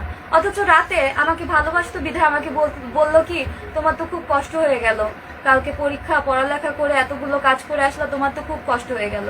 আমি বললাম কি, না তুমি বলছো, আমাকে মুখ দিয়ে বলছো, এটাই অনেক, এটাই অনেক। তুমি যে বুঝতে পারছো যে আমার কষ্ট হয়েছে, এটাই অনেক। না, তুমি তোমার মায়ের মুখের উপরে বললা না কিছু না ব্যাপার। তো এরকম দেখলাম কি আমার নেক্সট এক্সামও গেল এভাবে, কাজ করে টরে দিয়ে গেলাম। পরের এক্সামেও বাংলা দ্বিতীয় এক্সাম, যেটা বাংলা সেকেন্ড পেপার পরীক্ষার আগের দিন, মানে সেকেন্ড পেপার কি আমার একটু সেকেন্ড পেপারে একটু ফোবিয়া ছিল, আমি একটু কম পারতাম। তো আমি চাচ্ছিলাম কি আমি সারাদিন শুধু সেকেন্ড পেপারটা পড়ি। বাট আমার শাশুড়ি মা সন্ধ্যার সময় আবার সেম, তার কাঁচামরিচ বাটা, শাক বাছা, তরকারি কাটা, ঝরা। দেখুন, সময়ে বাংলা একটা প্রবাদ আছে, সময় 1 ফুট, অসময় 10 ফুট। পলাশবাবু সময় যদি 1 ফুট করতে পারতেন, একটা কথা বলতে পারতেন, আজকে তাকে জীবন দিতে হতো না। এটা কোনো সমাধান নয়। আপনি চলে গেছেন, আপনার মা কিন্তু বদলায়নি। আপনার উচিত ছিল পলাশবাবুর মতন বাকি যারা রয়েছেন, যারা কথা বলতে পারেন না, অবশ্যই মাকে ভালোবাসুন, কিন্তু আপনাকে লিমিটটা বুঝতে হবে। এখন সবাই যদি বলে যে আমার সাক্ষী কই বা এগুলো কে দেখছে, আপনারা তো ঘরে 3টা মানুষ ছিলেন। আমাদের বাসায় যে কাজের মহিলাগুলো ছিল তারা এখনো জীবিত আছে। আর আমার হাজবেন্ড মারা যাওয়ার আগে তার অফিসের কলিগকে বলে গেছে সব, তার অনেক কলিগকেই, 2-3টা কলিগকে সে তার সমস্যার ব্যাপারে বলে গেছে, তারা জানে অলরেডি। তো যে বাংলা দ্বিতীয়র আগের এক্সামে যখন দেখলাম এটা, তখন আমি, যেহেতু আমার হাজবেন্ড সেদিনও চুপ, সে জানে আমার কত সমস্যা হচ্ছে, তখন আমি নিজেই বললাম যে মা ঠিক আছে, আমি এগুলো তো আজকে করে দিলামই, আর কালকে তো শুধু ভোটার কাজটা, রান্নার ভোটার কাজটা আমি কালকে সকালে একটু ভোরে উঠে রান্নাটাও করে দিয়ে যাব, কোনো সমস্যা নেই, আপনারা দুপুরে আপনাদের খিদে লাগলে খেয়ে নিয়ে। এইটা যে বলছি তখন আমার হাজবেন্ডের গায়ে লেগে গেছে, আমার শাশুড়ির লেগে গেছে। তখন আমার শাশুড়ির সাথে সাথে ওই মুহূর্তে তার ছেলেকে নিয়ে ঘরে ঢুকে গেছে। কত বড় সাহস! পড়ে না মানুষ, পড়ালেখা করে না, সংসারে কাজ করে মানুষ ডিগ্রি অর্জন করতেছে না, আমার অমুকের বউ নেই, তার ভাইয়ের ছেলের বউ আছে নাকি, কে ভাই, তার মানে আমার শাশুড়ির ভাইয়ের ছেলের বউ নাকি পড়ালেখা করে সংসার করে চালিয়ে যাচ্ছে। জানি না, আমি কারোর উদাহরণ দিব না। সে বলতেছে অমুকের বউ করতেছে, তমুকের বউ করতেছে, তোর বউর এত বড় সাহস। অথচ কিন্তু আমি আগের এক্সামগুলো এইভাবেই কাটাইছি, একবার শুধু মুখটা খুলেছি। আমি বাকি সমস্ত মেয়েদের উদ্দেশ্যে বলবো, দেখুন, আপনি যত চুপ থাকবেন এই সমস্ত ক্ষেত্রে, তত কিন্তু আপনাকে পেয়ে বসবে। সুতরাং আপনি জায়গার মতো, প্রয়োজন মতো কথা বলতে শিখুন। আপনি একটা সাবজেক্ট স্কিপ করে গেলেন, যদি ড্রপ হয়ে গেল, ওটা কিন্তু দেখবেন আপনি বাড়িতে কি করে এসেছেন, কিন্তু এটা ড্রপ হয়েছেন, ওটা সবাই দেখবে। আরো ভালো ছাত্রীও ফেল করেছে। সুতরাং জায়গা মতো কথা বলতে শিখুন। আমি যখন একবার উত্তর দিলাম তখন আমি খারাপ হয়ে গেলাম, যে আমি ঘরের কাজ করতে চাই না। পরীক্ষা আমার, আমি কাজ করতে চাই না নাকি ঘরে? সব করার পরেও আমি পরীক্ষা কাজ করতে চাই না। পরবর্তীতে আমার হাজবেন্ড বললো যে মা ঠিক আছে, তাহলে এই কয়দিন পরীক্ষা যখন, তুমি তাহলে না হয় এই কয়দিন কাজের মহিলাকে আরো কিছু টাকা বাড়িয়ে দিয়ে ঘরের কাজগুলো করাই নিও, আর তোমার যতটুকু সম্ভব তুমি করাই নিও, তুমি যতটুকু পারবা কইরো, আর যদি রান্নাও করাইতে চাও করা, আমি দিয়ে দেবো, সমস্যা নাই, ওর পরীক্ষা যেহেতু ওকে থাক। তো এটা নিয়ে আমার শাশুড়ি অনেক ঝামেলা করেছে আমার হাজবেন্ডের সাথে, যে কেন এটা সে অলরেডি এটা এখানে বসে আমি শুনতে শুনতে আমি জাস্ট পাজলড হয়ে যাচ্ছি। যারা ওখানে কমেন্ট করছেন, অনেকে বলছেন তাদের চোখে ধরছে না, জল ধরছে না, এবং তারা জাস্ট নিতে পারছি না। তাহলে ও 2.5 বছর এভাবে সহ্য করলো। ওর কাছে এক একটা দিন, আমি একজনের লেখা পড়েছিলাম, তিনি বলছেন আপনার বাড়িতে 43 ঘন্টা ছিলেন আপনার ফ্ল্যাটে গিয়ে, সে আর থাকতে পারেনি এবং সে কখনোই আর যাবে না বলে সে মনে মনে বলেছিল। সে জায়গা থেকে মেয়েটা 2.5 বছর, মানে 2.5 যুগের সমান কিন্তু কেটেছে। আপনারা বয়স হয়ে গেছে, আপনি ভাবছেন আমার সব আমার রাজত্ব, একটু যদি স্পেস না দিতে পারেন তাহলে আমার স্যাক্রিফাইস নিয়ে, আমার স্যাক্রিফাইস যদি থাকে, 2.5 বছরে প্রত্যেকটা সেকেন্ডে স্যাক্রিফাইস ছিল। আমার হাজবেন্ডকে আমার একটা টেক্সট করার অধিকার পর্যন্ত দিত না। মেসেজ আসলে আমি যদি ফোন নিতাম, সে তার ছেলেকে ফোন দিয়ে বলতো, কি রে কি করতেছিস, তুই কাজ করতেছিস নাকি ফোন নিয়ে বসে আছিস? মানে আমি ফোন দেখতেছি, হয়তো ফেসবুকে দেখতেছি বা আমার হাজবেন্ডকে টেক্সট করতেছি, আমার শাশুড়ি মা আমার হাতে ফোন দেখে বলতো, কি রে তুই কি ফোন নিয়ে বসে আছিস না কাজ করতেছিস? সে কিন্তু অফিসে। এটা জাস্ট টু মাচ। এটা আসলে মানে এগুলো আসলে মানে বলার কোনো জায়গা নেই। দেখুন, আজকে এই ঘটনাগুলোর জন্য হাজবেন্ড ওয়াইফ, আমরা বিয়ের পর যখন কোয়ালিটি টাইম আমরা পাই নাই, আমার হাজবেন্ড বলতো যে আমি তো আছি, আর বউ তো রাত তো আছেই, তোমার সাথে তো রাতে থাকবোই। এখন কি সে নাই? আমি এখন তো মিথ্যা বলতে পারবো না, সে এখন স্বর্গীয়। যা সত্যি সবটাই তাই বলতেছি, লজ্জা নিয়ে কথা বলে তো এখন আর লাভ নেই।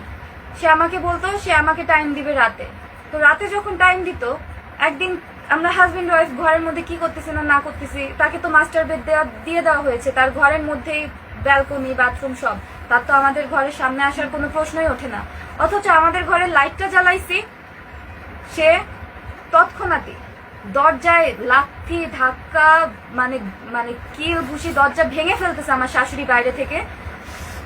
তুই পলাশ দরজা খোল দরজা খোল দরজা খোল, তোকে আমি 9টার দিকে ঘুম পাড়ায় দিয়ে গেছি, এই 12:30টার সময় তুই লাইট জ্বালানো কেন? অথচ আমরা হাজবেন্ড ওয়াইফ ঘরের মধ্যে কি অবস্থায় আছি সে সেটা দেখতেছে না, সে দরজা ভেঙে ফেলতেছে। পরে আমি ঘরের মধ্যে ছিলাম, আমার হাজবেন্ড উঠে যেয়ে বললো যে মা আমি তো লাইট ধরাই নাই, সুস্মিতা ওয়াশরুমে গিয়েছিল, ও ওয়াশরুমে যাওয়ার সময় লাইটটা ধরাইছে। সে কোয়েশ্চেন করতেছে যে ওয়াশরুমে গেলে তো ওয়াশরুমের লাইট ধরাবে, ঘরের লাইট কেন ধরাবে?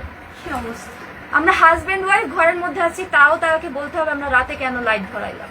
তারপর থেকে আমার হাজবেন্ড এই 2.5 বছর না, এটা হচ্ছে 2023 সালের জুলাই মাসের ঘটনা।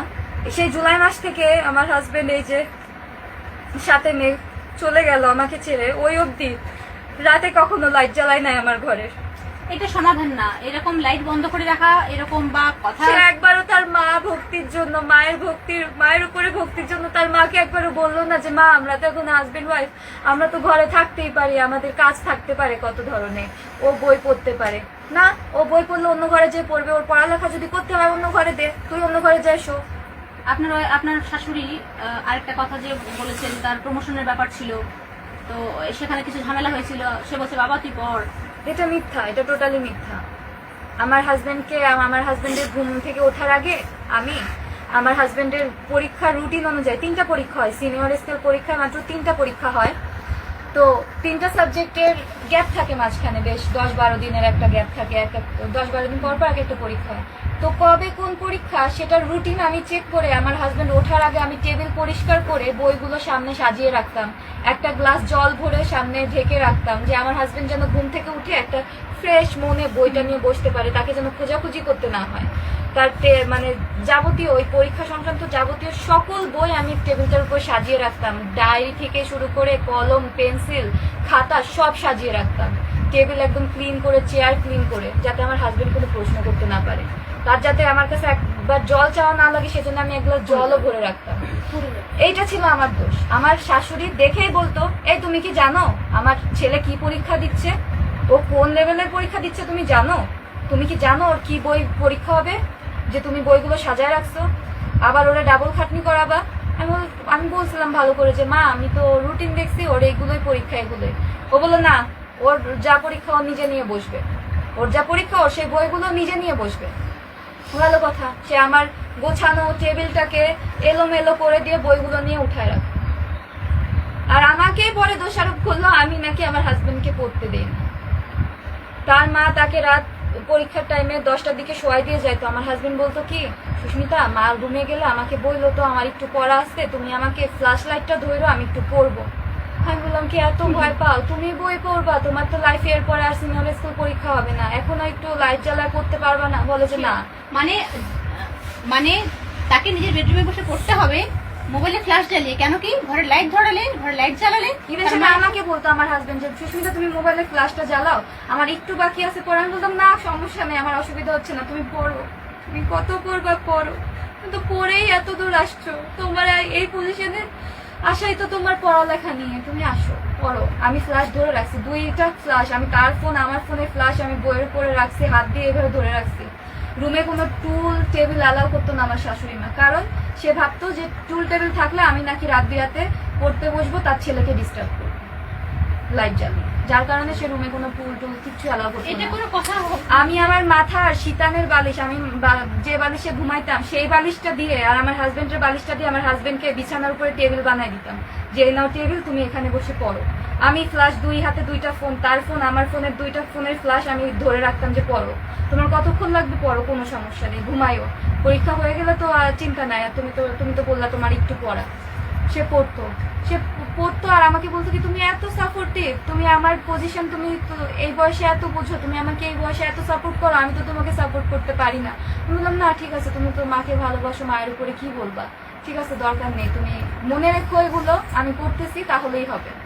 ও আমাকে নিজে প্রশ্ন করতো তুমি এত কিভাবে বুঝো, তুমি আমাকে এত সাপোর্ট কিভাবে করো, আমার এক্সাম তোমাকে টাইম তো আমি টোটালি। অল্প বয়সী, অল্প শিক্ষিত। ও আমাকে বলতো যে আমার এক্সাম, তোমার অল্প বয়স, তোমাকে তো আমি টাইম টোটালি দিতে পারি নাই বিয়ের পর থেকে, তারপরেও তুমি আমাকে এতটুকু যে সাপোর্ট করতেছো আমার পড়ালেখার ব্যাপারে, এটাই তো আমার প্রাপ্তি। আমি মনে রাখবো সুস্মিতা, আমি সারা জীবন মনে রাখবো, তুমি একটু স্যাক্রিফাইস করো। আমি বলতাম না, বলতে হবে না, তুমি করো। এইভাবে আসলে যত মানুষ যত পায় তত চায়, তো এই বেশি পেতে পেতে উনি যখন দেখেছেন যা করে সবটাই সেটা তার আগে মানে ওর মুখ থেকে বের করার আগে হয়ে যায়, Yes. উনি আরো বেশি অ্যাগ্রেসিভ হয়ে গেছে এই কারণে। হ্যাঁ, আমার হাজবেন্ড যখন দেখলো যে বাহ সুস্মিতা তো আমি যেটা বলতেছি সেটাই শুনতেছে, ও স্যাক্রিফাইস তো করেই যাচ্ছে। আমি ওকে রান্না করে খাওয়াতে চাইতাম, খাওয়াতে পারতাম না ওর মার কারণে। ঘরে কোন দিন লাউ দিয়ে ডাল হবে, কোন দিন পেঁয়াজ দিয়ে ডাল হবে, কোনদিন মিষ্টি কুমড়া দিয়ে ডাল হবে, সেটা আমার শাশুড়ি মা ঠিক করে দিচ্ছে। তরকারিতে একটা আলু দিব না 2টা আলু দিব, সেটা আমার শাশুড়ি মা ঠিক করে দিচ্ছে। মাছ প্রত্যেকদিন 4 পিস রান্না হবে না 8 পিস রান্না হবে, মাছের সাইজ অনুযায়ী আমার শাশুড়ি মা বের করে দিয়ে যেত, আমার সেটুকুই রান্না করতে হতো।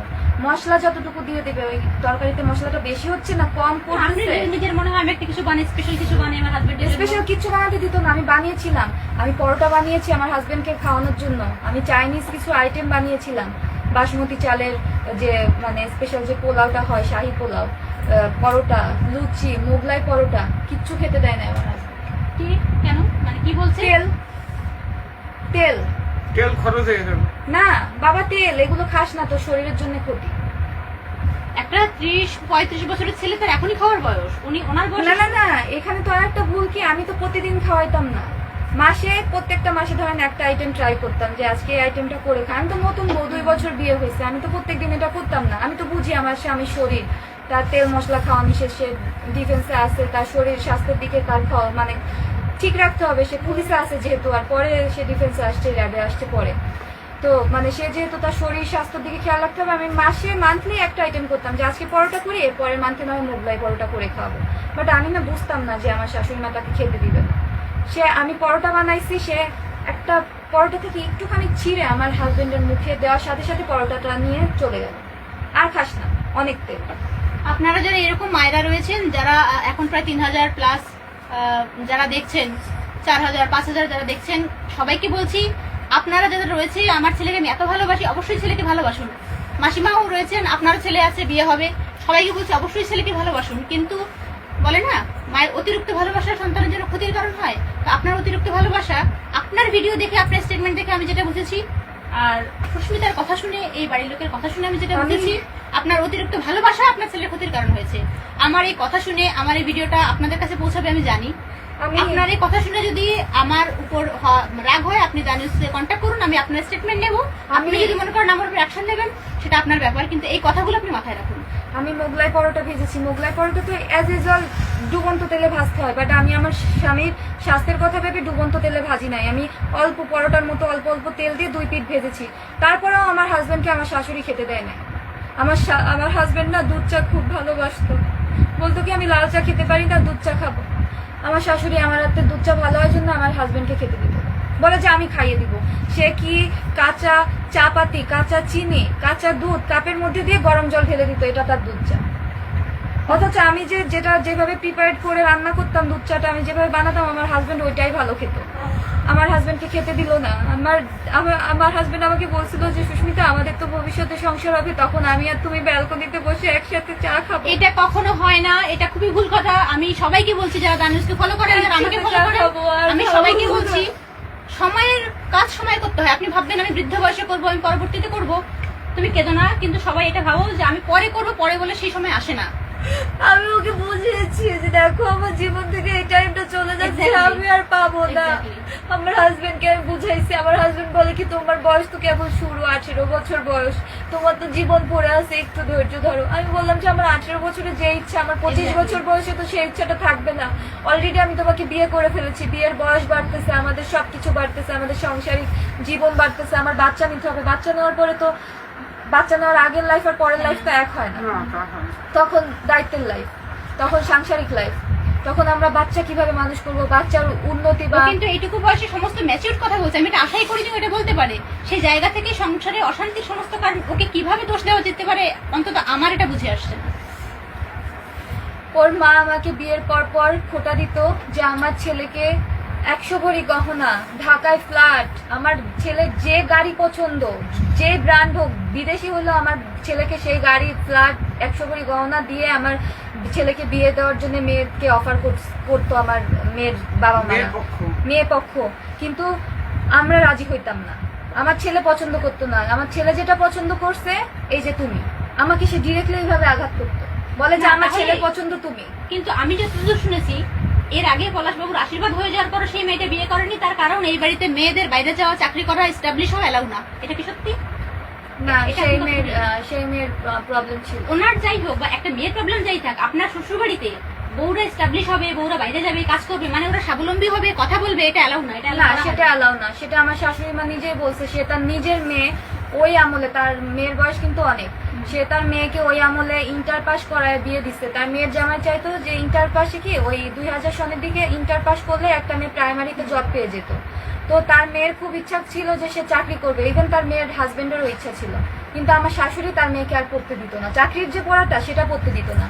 সে আমাকে গর্ব করে বলে যে আমার মেয়ে যাতে চাকরি না পায়, আমার মেয়ে যখন চাকরির পরীক্ষা দিতে যায় তো আমি ঠাকুর ঘরে প্রদীপ জ্বালায় বসে থাকতাম যে ঠাকুর আমার মেয়ে যেন চাকরিটা না পায়, আমার মেয়ে যেন পাস না করে। এরকম মা কি হয়? আমরা কখনোই ঘরের মেয়ে বউদের চাকরি করা অ্যালাউ করব না, কখনোই না। আমার হাজবেন্ডেরও সেম কথা যে আমি তো তোমাকে দিয়ে চাকরি করাবো না, তুমি জাস্ট ডিগ্রিটা অর্জন করো আমার বাচ্চা মানুষ করার জন্য। আমি বলতাম এই কেমন কথা, আমাকে অন্তত অ্যাডমিশনের জন্য অ্যাডমিশন ব্যাচটা করতে দাও, আমি তো ঘরে বসে জাস্ট একা শুধু পেইনই পাচ্ছি। আমি যদি পড়ালেখার মধ্যে ডুবে যেতাম বা আমাকে যদি একটু পড়ালেখা ঢুকবেন কিভাবে? প্রত্যেকটা পরীক্ষার আগে তো এসে কাঁচা মরিচ আর হ্যাঁ মশলা হ্যাঁ দিয়ে হ্যাঁ না, বাকি দিনগুলো ধরেন সে যদি আমার হাজবেন্ড যদি আমাকে একটা ব্যাচে ভর্তি করাই দিত, আমি তো কিছুটা টাইম হলেও আমার শাশুড়িকে ফেসটা করতে হতো না। হতো। বুঝুন শাশুড়ি বউ সম্পর্ক কতটা। আমি যখন প্রথমে দেখেছিলাম যে উনি বলছে ছেলে কান্না করছে, আমি ভেবেছিলাম যে ছেলে এত ভালোবাসে মাকে, তাহলে বউ যদি ওইরকম ভালোবাসতো, শাশুড়ি মেয়ে মানে বউকে মেয়ের মতো ভালোবাসতো, চুল আশ্রয় দেওয়া, তেল দেওয়া, এগুলো হতো, ভালো থাকতো, কেন মেয়েটা পারলো না? প্রথম আমি যখন খবরটা পেলাম তখন আমি এটা ভেবেছিলাম। কিন্তু সুস্মিতার সাথে কথা বলে দেখছি আর কতটা স্যাক্রিফাইস করতে পারে একটা মানুষ নিজের জায়গা থেকে, মানে এর বেশি তো আর কোনো জায়গা নেই যেখানে সে করতে পারে। এর বেশি আর কি করতে পারে? Even আমি আমার শাশুড়ি মাকে এত ভালোবাসার চেষ্টা করতাম যে উনি যেন অন্তত একটু বুঝে। আমার শাশুড়ি মাকে আমি পায়ের নেল পলিশ সপ্তাহে সপ্তাহে নিজে থেকে যে হাত পায়ের নখ কেটে দিতাম, বলতাম যে মা আপনার নেল পলিশটা তো এক সপ্তাহ এই যুগে হয়ে আমি গেছে। জানি না কোনো মেয়ের এরকম করে যে শাশুড়িকে নখ কেটে দেওয়া, নেল পলিশ লাগিয়ে দেওয়া, গালে খাইয়ে দেওয়া, জড়িয়ে ধরা। আমি করতাম। আমার হাজবেন্ড এটা নিয়ে আমাকে অ্যাপ্রিশিয়েট করতো, বলে যে তুমি এত ছোট মেয়ে, এত সাংসারিক কলা কৌশল সেটাই। বুঝো। আমি এটুকু কথা শুনছি, আমি এটাই বলছি, এত ছোট মেয়ে কিভাবে এত কিছু পারে? আমার হাজবেন্ড বলতো তুমি এত কলা কৌশল কিভাবে বুঝো, তুমি তো এত ছোট মেয়ে, তোমাকে তো এত ম্যাচিওরড আমি পাবো যারা ভাবি না। যারা সুস্মিতার পারিবারিক শিক্ষা নিয়ে কথা বলছেন, পরিবার নিয়ে, বাপের বাড়ি নিয়ে কথা বলছেন, তারা এটুকু ভাবুন এটা কিন্তু পারিবারিক শিক্ষা, এটা তার মায়ের শিক্ষা, তাই জন্য সে কিন্তু এটা পারে। আমি আমার শাশুড়ির এক সপ্তাহ তো পায়ের নখের নেল পলিশ উঠে না, আমি তাও বলতাম যে মা এক সপ্তাহ হয়ে গেছে, নেল পলিশটা উঠিয়ে আবার পরিয়ে দেই, নখটা কেটে দেই। যে মেয়েটা নিজে সাজতে পারতো না তার শাশুড়ির জন্য সেই মেয়েটার শাশুড়িকে সাজাচ্ছে, এখানে আর কি বলার আছে?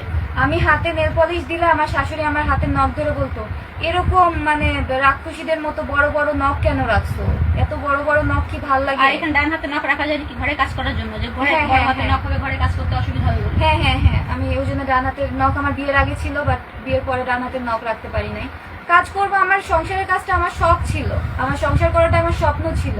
আমি ছোট থেকে একটা মাত্র স্বপ্ন লালন করছি যে আমি বড় হব, কারোর দিকে তাকাবো না, প্রেম করবো না, ঘুরে বেড়াবো না, কিচ্ছু করবো না। আমার মা বাবা আমাকে যে পাত্রস্থ করবে তার সংসারে যে আমার স্বামীর সাথে আমি সংসার করব।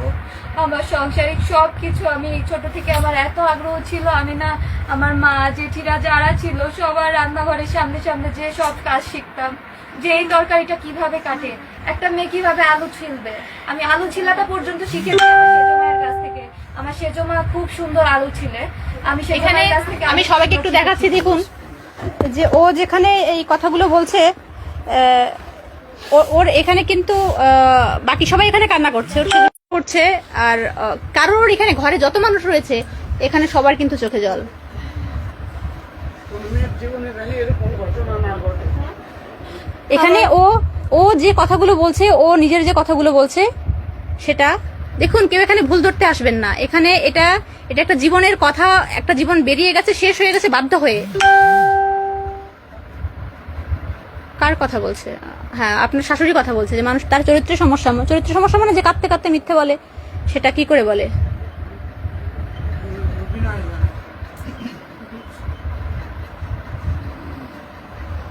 হ্যাঁ, আপনাকে এরকম বলছে যে খবরদার আপনি কখনো বিয়ে করবেন না, তাহলে কিন্তু আপনি মরবেন, কারণ এরকম শাশুড়ি এরকম ভাবে যেটা আমি করে। আমার শাশুড়ি, আমার হাজবেন্ডের মুখের দিকে তাকিয়ে আমার শাশুড়িকে অনেক ভালো রাখার চেষ্টা করতাম, কারণ আমি জানতাম আমি যদি আমার শাশুড়িকে ভালো রাখি তাহলে আমার হাজবেন্ড ভালো থাকবে, কারণ আমার হাজবেন্ড তো মাকে ভালোবাসে। তো আমি যদি আমার শাশুড়িকে ভালো রাখি তাহলে আমার হাজবেন্ড ভালো থাকবে। ওই জন্য আমি আমার শাশুড়িকে ভালো রাখার চেষ্টা করেছি প্রথম 6-7 মাস পুরোটা দম দিয়ে আমি চেষ্টা করেছি আমার শাশুড়ির খেদমত করা থেকে শুরু করে তার কাপড়টা পর্যন্ত আমি যে ধুয়ে দিতাম, নেড়ে দিতাম। তারপরেও তার মন পায় নাই, সে তার ছেলের সাথে আমাকে একটা মুহূর্ত একা থাকতে দিত না। 6-7 মাসে এত কিছু করার পরেও থাকতে দিত না। তখন আমার দেওয়ালে পিঠটা ঠেকে গেল। তখন আমি আস্তে আস্তে যখন মুখ খোলা শুরু করলাম আমার হাজবেন্ডের কাছে যে তুমি তো নিজের চোখে সব দেখতেছো, তোমার কি ইচ্ছা করে না তোমার ওয়াইফকে নিয়ে একটু কোয়ালিটি টাইম কাটাইতে, বা তোমার মা যে তোমার ওয়াইফকে নিয়ে তোমাকে টাইম কাটাতে দিচ্ছে না সেটা নিয়ে কি তোমার প্রবলেম হয় না? তো আমার হাজবেন্ডের প্রবলেম ছিল কি, সে তো আমার থেকে একটু বড় বয়সে বেশি, তো তার মেন্টালিটি আর তার মা তাকে এমন ভাবে গড়ছে যে বউকে শুধু রাত্রে ভালোবাসতে হয়, বউ বিয়ে করার জিনিস, সংসারের কাজ করবে, বাচ্চা হবে তাড়াতাড়ি, ফার্স্ট বিয়ের পরে বাচ্চা হয়ে যাবে, বউয়ের বাচ্চা নিয়ে থাকবে, শাশুড়ি তার বাচ্চা নিয়ে থাকবে, মানে আমার হাজবেন্ডকে নিয়ে থাকবে। সে ইভেন গর্ব করে বলে যে আমি তোকে 12 বছর বয়সে যেভাবে দুধ খাওয়াইতাম এখনো তোকে আমি সেভাবেই দুধ খাওয়াই, আমার মতো কোনো মা করবে না, আমার মতো সারা পৃথিবীতে কেউ পারবে না। মানে সে বলতেই থাকতো আমার যা কাজ আমি যা করলাম তোরকে নিয়ে কেউ করবে না। অথচ তার গ্রামের প্রত্যেকটা মানুষের কাছে যে শুনবেন, যে আমার শাশুড়ি কেমন মানুষ। হ্যাঁ, আমি গোপালগঞ্জে কথা বলেছি অনেকের সাথে, সবাই একই কথা বলে যে তারা কেউ আপনার এরকম, আমি যদি পার্সোনালি ওনার সাথে এখনো কথা বলিনি, কিন্তু ওনার যা যা তথ্য প্রমাণ আমার হাজবেন্ড আমাকে নিয়ে আমার বার্থডে পালন করবে প্রথম বছর, সেটা তার মাকে জানানোর পর তার মা এত রিয়াক্ট করলো। আমার হাজবেন্ড আমাকে পরে না পেরে বললো কি, সুস্মিতা তুমি একটু ব্যালকনিতে যেয়ে রকিং চেয়ারে বসো তো, আমি একটু মায়ের সাথে কথা বলে নিই। পরে আমি রকিং চেয়ারে বসলাম আর তাদের কথা কিছুটা কানে আসতেছে। আমি ভাবলাম যে কি হলো, এরকম কেন বিষয়টা, আর কালকে তো আমার বার্থডে, এটা নিয়ে কি কোনো ঝামেলা হলো? মানে আমি চাই না, আমার হাজবেন্ডকে আমি বলছি যে আমার বিয়ে হয়ে গেছে, থাক, দরকার নেই বার্থডে করার। তোমার মা যখন অপছন্দ করতেছে বিষয়টা, বাট আমার হাজবেন্ড করতো, কারণ ও আমাকে প্রচন্ড ভালোবাসতো। ও শেষ বেশ দেখলাম কি কান্না করতেছে, ঘরের মধ্যে কান্না করতেছে, ও লিটারেলি কান্না করতেছে। আমি ওর কান্না শব্দ পেয়ে ঘরে গেলাম, যে দেখলাম কি ওর মার পায়ে হাত দেওয়া, ওর মাকে বলতেছে যে মা আমি ওকে সারপ্রাইজ দেবো, তুমি প্লিজ ওকে এটা বলো না মা, এরকম করো না মা, ও জেনে যাবে আমার সারপ্রাইজ, আমার কষ্ট মাটি হয়ে যাবে। ওর মা কয় সর, তুই এই নাটক করিস, বিয়ে করছিস, বউরে নিয়ে এত মাতামাতি করিস, এই জন্যই তো বউ লাই পায়, এই জন্য দেখবি তোর বউ তোর মাথার উপরে বসে যাবে। আমাকে আমার ছবি আছে, আমার বার্থডেতে আমাকে আমার হাজবেন্ড একটা শাড়ি দিয়েছে, তার মাকে সে ব্র্যান্ডেড 2টা শাড়ি দিয়েছে, 2টা শাড়ি দিয়ে তার মার কাছ থেকে অনুমতি নিছে আমার বার্থডে করার। ইভেন আমাকে নিয়ে যে আমার হাজবেন্ড বাইরে গেছে রেস্টুরেন্টে খাওয়াতে, সেখানেও তার মাকে নিয়ে গেছে। সে তার মানে আমি আমার হাজবেন্ড রেস্টুরেন্টের একটা কর্নারে গিয়েছি, যে রেস্টুরেন্টগুলো সাজানো থাকে না, একটা ফটোশুটের ফটো বুথ থাকে, ফটো বুথে গেছি ছবি তোলার জন্য, সেটা নিয়ে তার মা রেগে টেগে রেস্টুরেন্ট থেকে বের হয়ে যাচ্ছিল। সেটা দেখে আমার হাজবেন্ড দৌড়ায় আসছে যে মা কি হয়েছে, বলে যে তোর তো সাহস কম না, তুই আমারে কাজের লোকের মতো চাকরের মতো কেক দিয়ে গিফট দিয়ে আমারে এনে পাহারা দিতে বসায় রেখে গেছিস। বলে যে না মা, আমি তো ছবি তুলতে গেছি, তোমারে নিয়ে যাব, ওরে নিয়ে একটু ছবি তুললাম, ওর জন্মদিন, এখন তো তোমারে নিয়ে যাইতাম। সাথে সাথে আমার হাজবেন্ডকে গায়ের উপরে চড়। ওটা ছিল ঢাকায় বিখ্যাত বারসাই রেস্টুরেন্ট, ওয়াটারফল বারসাই যে রেস্টুরেন্টটা, ওই রেস্টুরেন্ট ছিল ওইটা। ওইখানে রুফটপে বসা প্রত্যেকটা মানুষ হা করে তাকায় পড়ছে যে এত বড় ছেলের গায়ে মা হাত তুললো, কিন্তু কারণ কি? পরে আমি বললাম যে তোমার গায়ে হাত তুলতেছে তো মানুষজন হাসাহাসি করতেছে, ওটা বারসাই রেস্টুরেন্ট ছিল, আমি উল্লেখ করে দিলাম। ওইখানের ওয়েটাররা সবাই চলে আসছে যে কি হয়েছে, ওর মা মানে একটা বৃদ্ধ মহিলা তার ছেলেকে মারতেছে। পরে আমার হাজবেন্ড সবাইকে বুঝা বললো কি মা একটু রাগ করছে, কিছু না, আপনারা যান। সে তার মাকে তখন এতটাই ভালোবাসা দিছে, সে কিন্তু রেগে যাওয়ার কথা ছিল, যে মা পাবলিকলি এইভাবে সিন ক্রিয়েট কেন করলো, বাট না, সে সবাইকে বোঝায় বললো কি মা একটু রেগে গেছে, সমস্যা নেই, আমি ঠিক আছি, আপনারা যান। বারসাই রেস্টুরেন্টে এই ঘটনা তার মা করছে আমার বার্থডের দিন। অথচ তার মাকে আমার বার্থডেতে 2টা শাড়ি দিয়ে আমার বার্থডের অনুমতিও নিয়েছিল আমার হাজবেন্ড। প্রত্যেকটা পদক্ষেপে আমাকে যদি ঘরের মেক্সি আমার শাশুড়ি 2টার বেশি বানাইতে দিবে না। আমার ঘরে পরার জিনিস ছিঁড়ে গেছে আমার জামা কাপড় তাও দিবে না, বলে আরো পড়ুক পরে বানাই দিস। এটা আমি যখন আমার বড় ভাসুরকে জানাইলাম যে আপনাদের বাড়ির বউকে, একটা এএসপির বউকে এইভাবে ছেঁড়া জামা কাপড় পরায় ঘরের মধ্যে রাখতেছে, আপনারাই জানেন আপনার ঘরের বউকে কিভাবে রাখবেন। পরবর্তীতে আমার বড় ভাসুর যখন এটা বললো, তখন আমার হাজবেন্ড আমাকে আরো 2টা মেক্সি বানাই দিল, তার মাকে আরো 2টা শাড়ি কিনে দিল।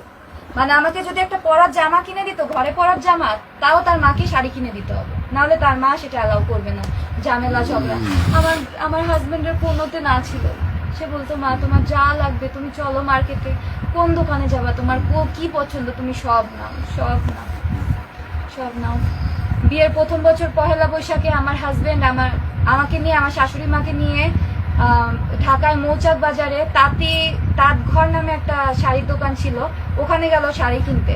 আমার শাশুড়ি আমাকে শাড়ি কিনতে দিবে, বলে যে ঘরে আছে বিয়েতে পাওয়া শাড়ি আছে ওইগুলো পরবে। অথচ বিয়েতে পরা শাড়ি কিন্তু সেও পরতে পারতো, সে পরে নাই। সে ওখান থেকে 3টা কাপড় নিল তাঁতঘর শাড়ি হাউস থেকে, মৌচাক মার্কেটে, ঢাকা মৌচাক মার্কেটে তাঁতঘর শাড়ি হাউস থেকে 3টা শাড়ি নিল। তারপরেও সে আমার শাশুড়ি আমাকে শাড়ি নিতে দিবে না। আমার হাজবেন্ড বললো যে মা ও একটা শাড়ি নিক, নতুন শাড়িতে একটা নিক, সমস্যা নেই পরে ফেলবে। বলে যে না ঘরে অনেক শাড়ি আছে ওইখান থেকে নিবে। তাই করলো। উনি নিবে, আমাকে দিবে না। বিয়ের প্রথম বছর পয়লা বৈশাখে আমার ননদকে যখন এই কথাটা আমি শেয়ার করলাম, আমার ননদ বলে কি বলো, আমার ভাইও শুনলো। আমি বললাম হ্যাঁ আপনার ভাই শুনলো, আপনার ভাই তো মা ভক্ত। আর আমি তো মুখ তখন চুপ করে থাকতাম, তখন সে ওইগুলো ভাবতো কি আচ্ছা টেকেন ফর গ্রান্টেড নিত। আমার হাজবেন্ড ভালোবাসতো কিন্তু ওগুলো টেকেন ফর গ্রান্টেড নিত, যে আচ্ছা সুস্মিতা তো কিছু মনে করতেছে না। কিন্তু আমার মনের মধ্যে যে ভেঙে চুরে যাচ্ছে ও সেটা বুঝতো না, এজ গ্যাপের কারণে। ও তো আমার থেকে অনেকটা সিনিয়র, ও এটা বুঝতো না, আর আমি ওকে বুঝতে দিতাম না। আমার হাজবেন্ড আমার কষ্ট আমি ওকে কেন বুঝতে দিব? ম্যাচুরিটি তো এমনি এমনি আসে না মানুষের মধ্যে। আমি ওটা নিজে থেকে মনের মধ্যে রেখে দিছিলাম যে আমি কষ্ট পেতে দিব না, আমার যে কষ্ট হচ্ছে এটা আমি আমার হাজবেন্ডকে বুঝতে দিব না। পরে আমার ননদকে যখন জানালাম যে আমার বিয়ের প্রথম বছর পয়লা বৈশাখ গেল, আপনার ভাই আমাকে আমার ননদকে জিজ্ঞাসা করছিল ভাই তোমার শাড়ি দিছে না?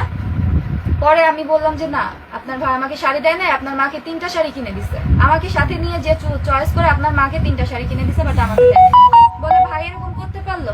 আমি বললাম দিদি আমি তো কিছু বলি নাই, চুপচাপ হাসি মুখে মেনে নিছি, তো ওই জন্য হয়তো আপনার ভাই ওটা মেনে নিছে। পরে তারপর থেকে এই ঘটনা যখন আমি তার বোনের সাথে শেয়ার করলাম, তারপর থেকে আর এরকম হয় না। আমাকে একটা শাড়ি কিনে দিলে তার মাকে 3টা শাড়ি।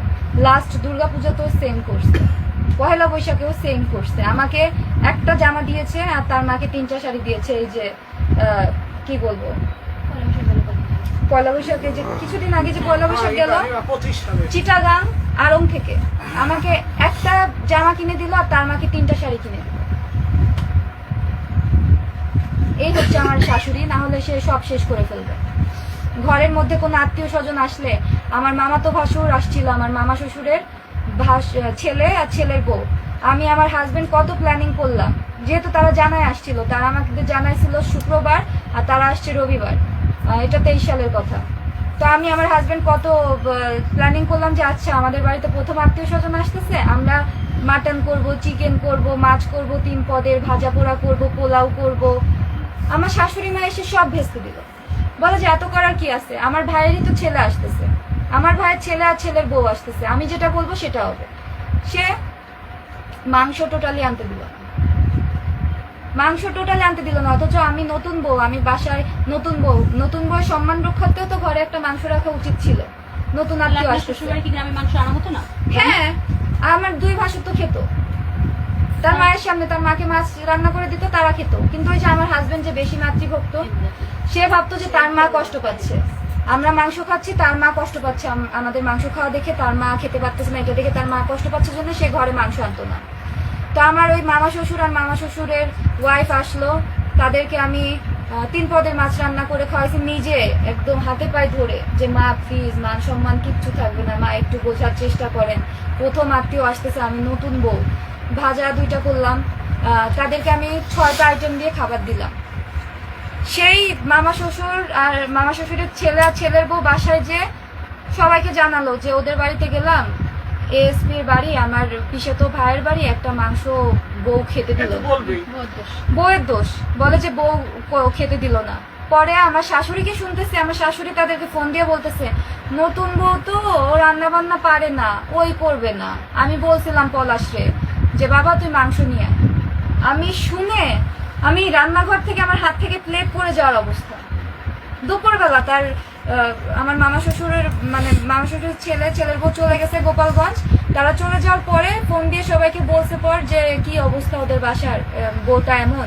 পরে আমার শাশুড়ি শুনতেছে আমার নামে বলতেছে যে আমি নাকি খাওয়াইতে দিয়ে নেয়, অথচ আমার হাজবেন্ড আর আমি কিন্তু প্ল্যানিং করেছিলাম। সেই মেসেজগুলো আছে 2023 সালের মেসেজটা এখন অনেক খুঁজতে হবে, হাজবেন্ড ওয়াইফের চ্যাট তো অনেক হয়। সেই মেসেজগুলো আছে যে আমি আর সে কি প্ল্যানিং করেছিলাম। তার মা করতে দেয় নাই। যাই হোক, এই সুইসাইডের পেছনে আপনি কি বলবেন, মূল কি রয়েছে এত ঘটনার সুইসাইডের মধ্যে? পিছনে আমাকে যখন আমার হাজবেন্ডকে লাস্টলি তার মা চাপ দিয়েছে, মানসিক অত্যাচার করেছে লাস্ট 6 মাস যাবত আমাকে ডিভোর্স দেওয়ার জন্য। সে তার ছেলেকে ওই বড়লোক বাড়ি দেখে আবার বিয়ে দিবে, এরকম সে প্ল্যানিং করেছিল, মেয়ে দেখা বা কিছু এই একটা। যেগুলো আপনি বললেন, এই ঘটনাগুলো যদি সত্যি হয়, এইগুলো কোনো মেয়ে সহ্য করবে? আপনি যেগুলো করেছেন বা তখন তো সে এগুলো করবে না। তাহলে আপনার সাথে কেন করবে? এই যে আপনি কে নিয়েছে এখানে? আমার বাবা গরিব আর তারা ভাবছিল যে আমি সবকিছু মুখ বুঝে সহ্য করবো। আমি তো মুখ বুঝে সহ্য করেছিলাম, বাট তারা ভাবছিল কি আমার বাবা গরিব জন্য আমি একটা পুতুল, আমি একটা রোবট, আমার কোনো অনুভূতি নাই, আমার কোনো কিচ্ছু নাই, আমার স্বামী সংসার নিয়ে কোনো আশা আকাঙ্ক্ষা কিছু মেয়ের নাই। সার্ভেন্টের মতন একটা জাস্ট সার্ভেন্ট হিসেবে তারা আমাকে, হয় না ওই যে গ্রাম থেকে একটা সার্ভেন্ট তুলে নিয়ে আসলো, ওরকম তারা ভাবছিল। আবার শিক্ষিত সুন্দরী সার্ভেন্ট তারা চাইছে। তাহলে বাকি 2 বছর সাথে এমন করতো? বাকি 2 বউ, ওই যে বললাম আমার মেজো ভাসুরের বউকে সে পায় নাই। মেজো ভাসুর আর আমার বিয়ে পরাপর হয়েছে, সো মেজো ভাসুর আগে থেকে আলাদা আমার বাসায় চলে আসছিল। আর বড় ভাসুরের বউকে পেয়েছি, সে 11 বছর বড় ভাসুরের বউকে অনেক জ্বালাইছে। আমার বড় ভাসুর নিজে বলছে, আমার রেকর্ড আছে ফোনে, আমার রেকর্ড আছে, আমার বড় ভাসুর নিজে বলছে। তো এখন ফাইনালি আপনি আমার সবাইকে কি message দিবেন? আমার ননদ, আমার ভাগ্নে সবাই তার মাকে দোষারোপ করেছে। সবাই তাকে দোষারোপ করেছে যে মা এমনই, আমার মা এমনই, তুমি একটু মানায় নাও। আমি তাদের কাছে হাতে পায়ে ধরে হেল্প চাইছি। আমার ভাগ্নে তন্ময় সাহা, আমার ননদ রমা সাহা, আমার বড় ভাসুর লিটন সাহা, সবার কাছে আমি হেল্প চাইছি যে আমাদেরকে একটু হেল্প করেন। আপনার ভাই তো আমাকে ভালোবাসে, বাট আপনার মা আমাদেরকে সংসার করতে দিচ্ছে না, বোঝান আপনার মাকে, না হলে কিছু একটা করেন, আমাদেরকে একটু স্পেস দেন। তারা হেল্প করে নাই, তারা টোটালি হেল্প করে নাই। তারা সম্পূর্ণটা আমার উপর চাপাই দিছে যে তুমি সহ্য করো। আমার বউ সহ্য করছে 11 বছর। যারা শুরুতে শোনেনি যে আপনার হাজবেন্ডের মৃত্যুর দিন কি হয়েছিল, মানে আপনার শুরুর কথাগুলো যারা শোনেনি, আরেকবার সংক্ষেপে একটু বলুন যে চিঠিটাও যে লিখে গেছে আর মৃত্যুর দিন আসলে কি হয়েছিল, যার জন্য ফাইনালি উনি তো এটা ভোগ করছিলেনই, কিন্তু ফাইনালি আমার সিদ্ধান্ত নিল কেন? ফাইনালি সিদ্ধান্ত নিল, ওই যে বললাম আমার হাজবেন্ডকে আমার শাশুড়ি মা লাস্ট 6 মাস যাবত আমাকে ডিভোর্স দেওয়ার জন্য প্রেশার দিচ্ছিল। আর আমার হাজবেন্ড তো আমাকে প্রচন্ড ভালোবাসতো, আমার হাজবেন্ড আমাকে ছাড়তে চাচ্ছিল না, কারণ সে জানে যে আমার ভালোবাসা তার প্রতি কতটা পবিত্র। আমি তার মুখের দিক তাকায় ঠিক কি স্যাক্রিফাইস করতেছি আমার হাজবেন্ড জানতো, যার কারণে আমার হাজবেন্ড আমাকে ডিভোর্স দিতে রাজি ছিল না। 2 বছর হয়ে গেছে। আমি এখন এইচএসসি পরীক্ষার পর থেকে 24 সালের পর থেকে আমি আমার হাজবেন্ডকে বলেছিলাম যে এখন বাচ্চা নেওয়া যায়। তো বলছিল যে আমারও না বাচ্চা খুব পছন্দ, বাট আমার মা তো অনেক দেখো আমার মা খুব কিরকম মানুষ, খুব রাগী মানুষ, আমার মা খুব খারাপ মানুষ, আমার মা একটা ফ্যাসিস্ট। আর সে তার মাকে ফ্যাসিস্ট বলে গেছে, আমার সেই টেক্সটটা এখনো পর্যন্ত আছে, হোয়াটসঅ্যাপে আমার টেক্সট আছে। তার মাকে সে ফ্যাসিস্ট বলছে যে আমার মা আমার স্বার্থ ছাড়া, তার মা মানে তার স্বার্থ ছাড়া কিচ্ছু বুঝে না। তা আমার মা তো বুঝেই না যে আমি কিসে সুখে থাকবো, আমার মা শুধু নিজের সুখটাই দেখলো যে সে কিসে সুখে থাকবে, তার ছেলে আদৌ তার কাজকর্মে হ্যাপি হচ্ছে কিনা আমার মা সেটা দেখতেছে না। সুস্মিতা তুমি তো দেখতেছো, তাহলে আমি এই মুহূর্তে বাচ্চা কিভাবে নিব? বাট সে তার কলিগদের জানায় গেছে, তার কলিগ আমাকে পরশুদিন আমার মুঠো ফোনে আমাকে ফোন দিয়ে জানায় যে তার কলিগ যখন আমার হাজবেন্ডকে প্রশ্ন করে যে বাচ্চা নেওয়ার প্ল্যানিং কি, তখন আমার হাজবেন্ড তাকে নাকি উত্তর দিয়েছে সেই কলিগকে যে আমার মা চায় আমি আমার ওয়াইফকে ডিভোর্স দেই, ফরিদপুরে রেখে আসি, সো দ্যাট এখন বাচ্চার প্ল্যানিং করতে পারতেছি না। বাচ্চা তো আমার ওয়াইফও চাচ্ছে, আমিও চাচ্ছি, কিন্তু বাচ্চার প্ল্যানিং করতে পারতেছি না কারণ আমার মা চাচ্ছে না। আমার মাকে কেউ না কেউ কানে মন্ত্রণা দিয়েছে, আমার হাজবেন্ড আমাকে বলছে যে আমার মাকে কেউ না কেউ কানে মন্ত্রণা দিয়েছে যে আমি যদি আমার ওয়াইফকে ছেড়ে দেই, মানে পলাশ যদি আমাকে ছেড়ে দিত তাহলে ও আইনি ঝামেলায় করতো, আর ও যেহেতু এত ঊর্ধ্বতন একটা মানে মানে কি বলবো, মানে কর্মকর্তা এত উচ্চ পদস্থ, সে যদি আমাকে ডিভোর্স দেয়, কমপ্লিটলি তার প্রমোশনে একটা দাগ পড়ে যাবে। সো দ্যাট সে, তার মা এটা তাকে, তার মাকে কে বলতে পারে এটা আমি এক্সাক্ট জানি না, কিন্তু তার মা কারোর কাছ থেকে শুনেছিল যে আমার ছেলে যদি ওই মেয়ের ছেড়ে দেয় তাহলে কি তার ছেলের কোনো চাকরিতে সমস্যা হবে কিনা। তো তার মাকে কেউ ভালো করে বুঝাই দিছিল যে হ্যাঁ, তার ছেলে যদি ওই বউকে ছেড়ে দেয় তাহলে তার ছেলের সমস্যা হবে, কিন্তু ওই বউ যদি ছেড়ে দেয় তাহলে কোনো সমস্যা হবে না। সো দ্যাট আমার শাশুড়ি দিনের পর দিন আমার উপর অত্যাচার আরো বাড়াই দিল, যে যাতে আমি অতিষ্ঠ হয়ে আমি তার ছেলেকে ছেড়ে চলে যাই, আমার শাশুড়ি। তো দিনকে দিন এত অত্যাচার সহ্য করার পর আমি সুইসাইডাল হয়ে গেলাম। আমি একটা পর্যায়ে এমন হলো, আমি আমার হাজবেন্ড মারা যাওয়ার আগের দিন বাসা থেকে বের হয়ে গেলাম। ওই যে বলেছিলাম আমার হাজবেন্ড যে সকালে আমাকে বাইটা দিয়ে গেছিল, ওই সেই শুরু। আমার হাজবেন্ডের বাই দেওয়া থেকে শুরু আমার শাশুড়ির রাগারাগি।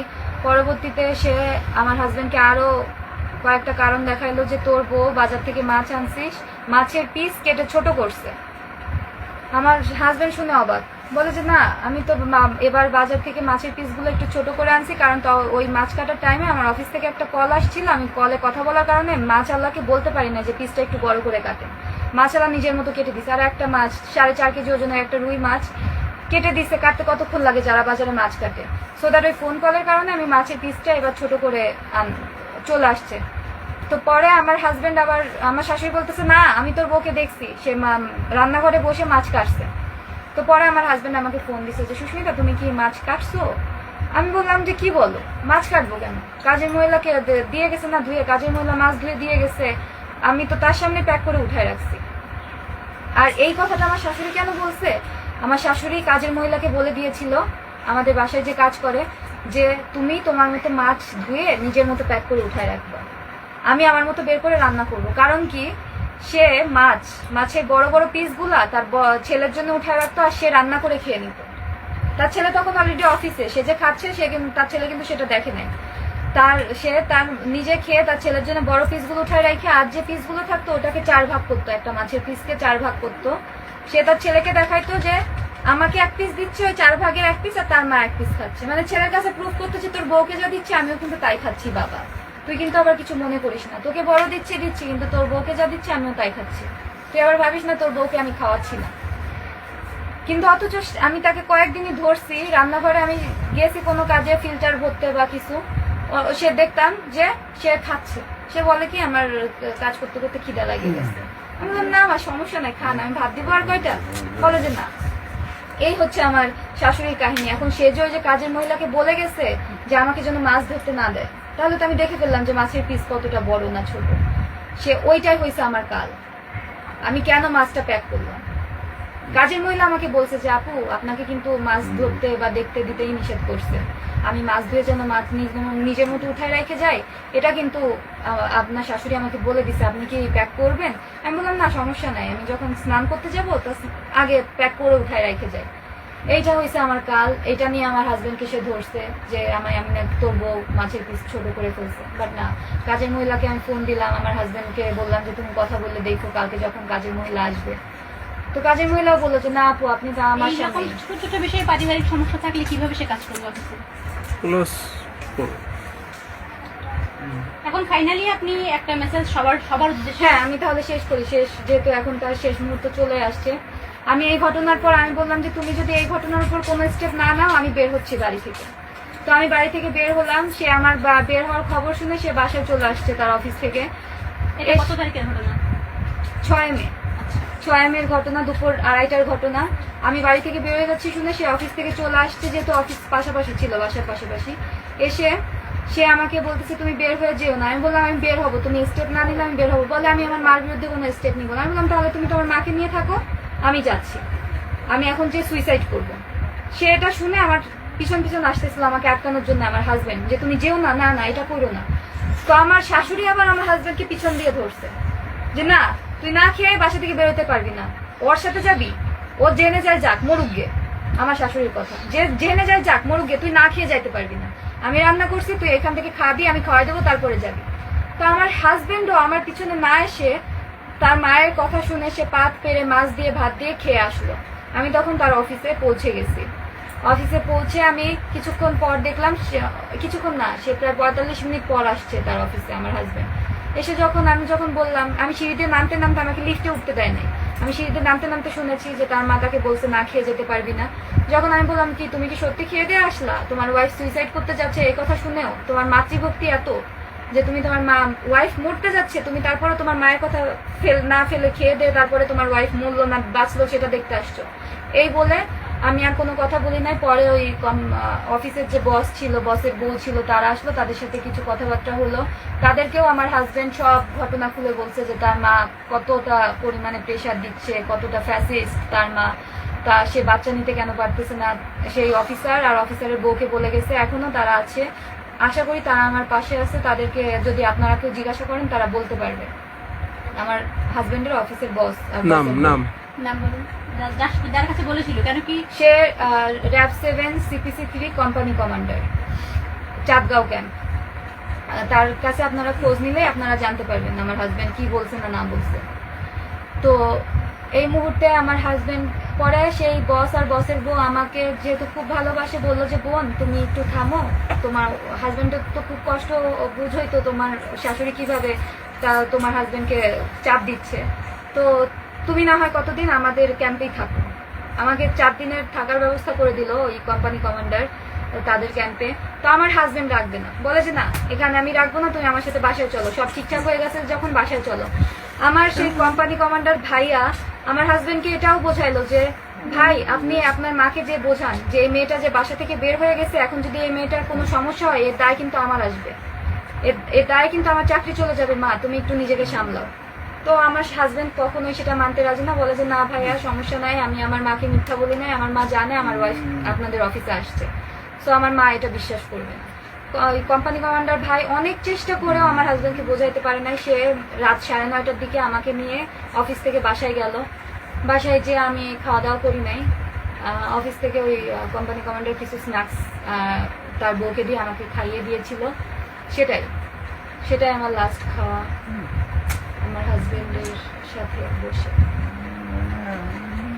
বাসায় এসে আমরা রাতে হ্যাপি এন্ডিং করলাম, আমরা হ্যাপিলি আমরা হাজবেন্ড ওয়াইফ সব ঝামেলা ঝঞ্ঝাট সব মিটমাট করে আমরা ঘুমাইলাম। কারণ আমার একটা শুধু মাথায় ঘুরতো যে আমার হাজবেন্ড তো ঘুমাইতে পারবে না, আমি যদি ঝামেলা রাগারাগি নিয়ে শুয়ে পড়ি আমার হাজবেন্ড ঘুমাইতে পারবে না, সো দ্যাট আমি সব ঝামেলা মিটাইয়া তারপরে আমি ঘুমাইতে গেলাম আমার হাজবেন্ডের সাথে। পরের দিন সকালে আমার শাশুড়ি আবার সেম ক্যাচাল, সেম ঝগড়া, সেম ঝঞ্ঝাট। পরে আমার আর সহ্য হলো না, আমি আমার হাজবেন্ডকে বললাম এবারও যদি তুমি বিচার না করো আমার আর কিছু করার নেই। তো ওই যে বললাম যে আঘাত টাঘাত করছে ওই দিনের ঘটনা তো বললাম। তো লাস্টলি আমার হাজবেন্ড কথা বলছে তার মার সাথে, কথা বলে বাসা থেকে বেরোয় হয়ে গেছে, আর কথা হয় নাই ওই দিনকে। ওই সকালের পর থেকে আমার হাজবেন্ডকে ও যাওয়ার আগে আমাকে একবার বাইও বলে যায় না, একটা হিন্টসও দিয়ে যায় নাই যে আমি বুঝবো। ও আমাকে বলেও না যে তুমি ভালো থেকো, কোনো হিন্টস দিলে আমি বুঝতে পারতাম যে ও কিছু একটা করতে যাচ্ছে, আমাকে কিচ্ছু বলে নাই, কিচ্ছু না, একটা ফোনও দেয় না।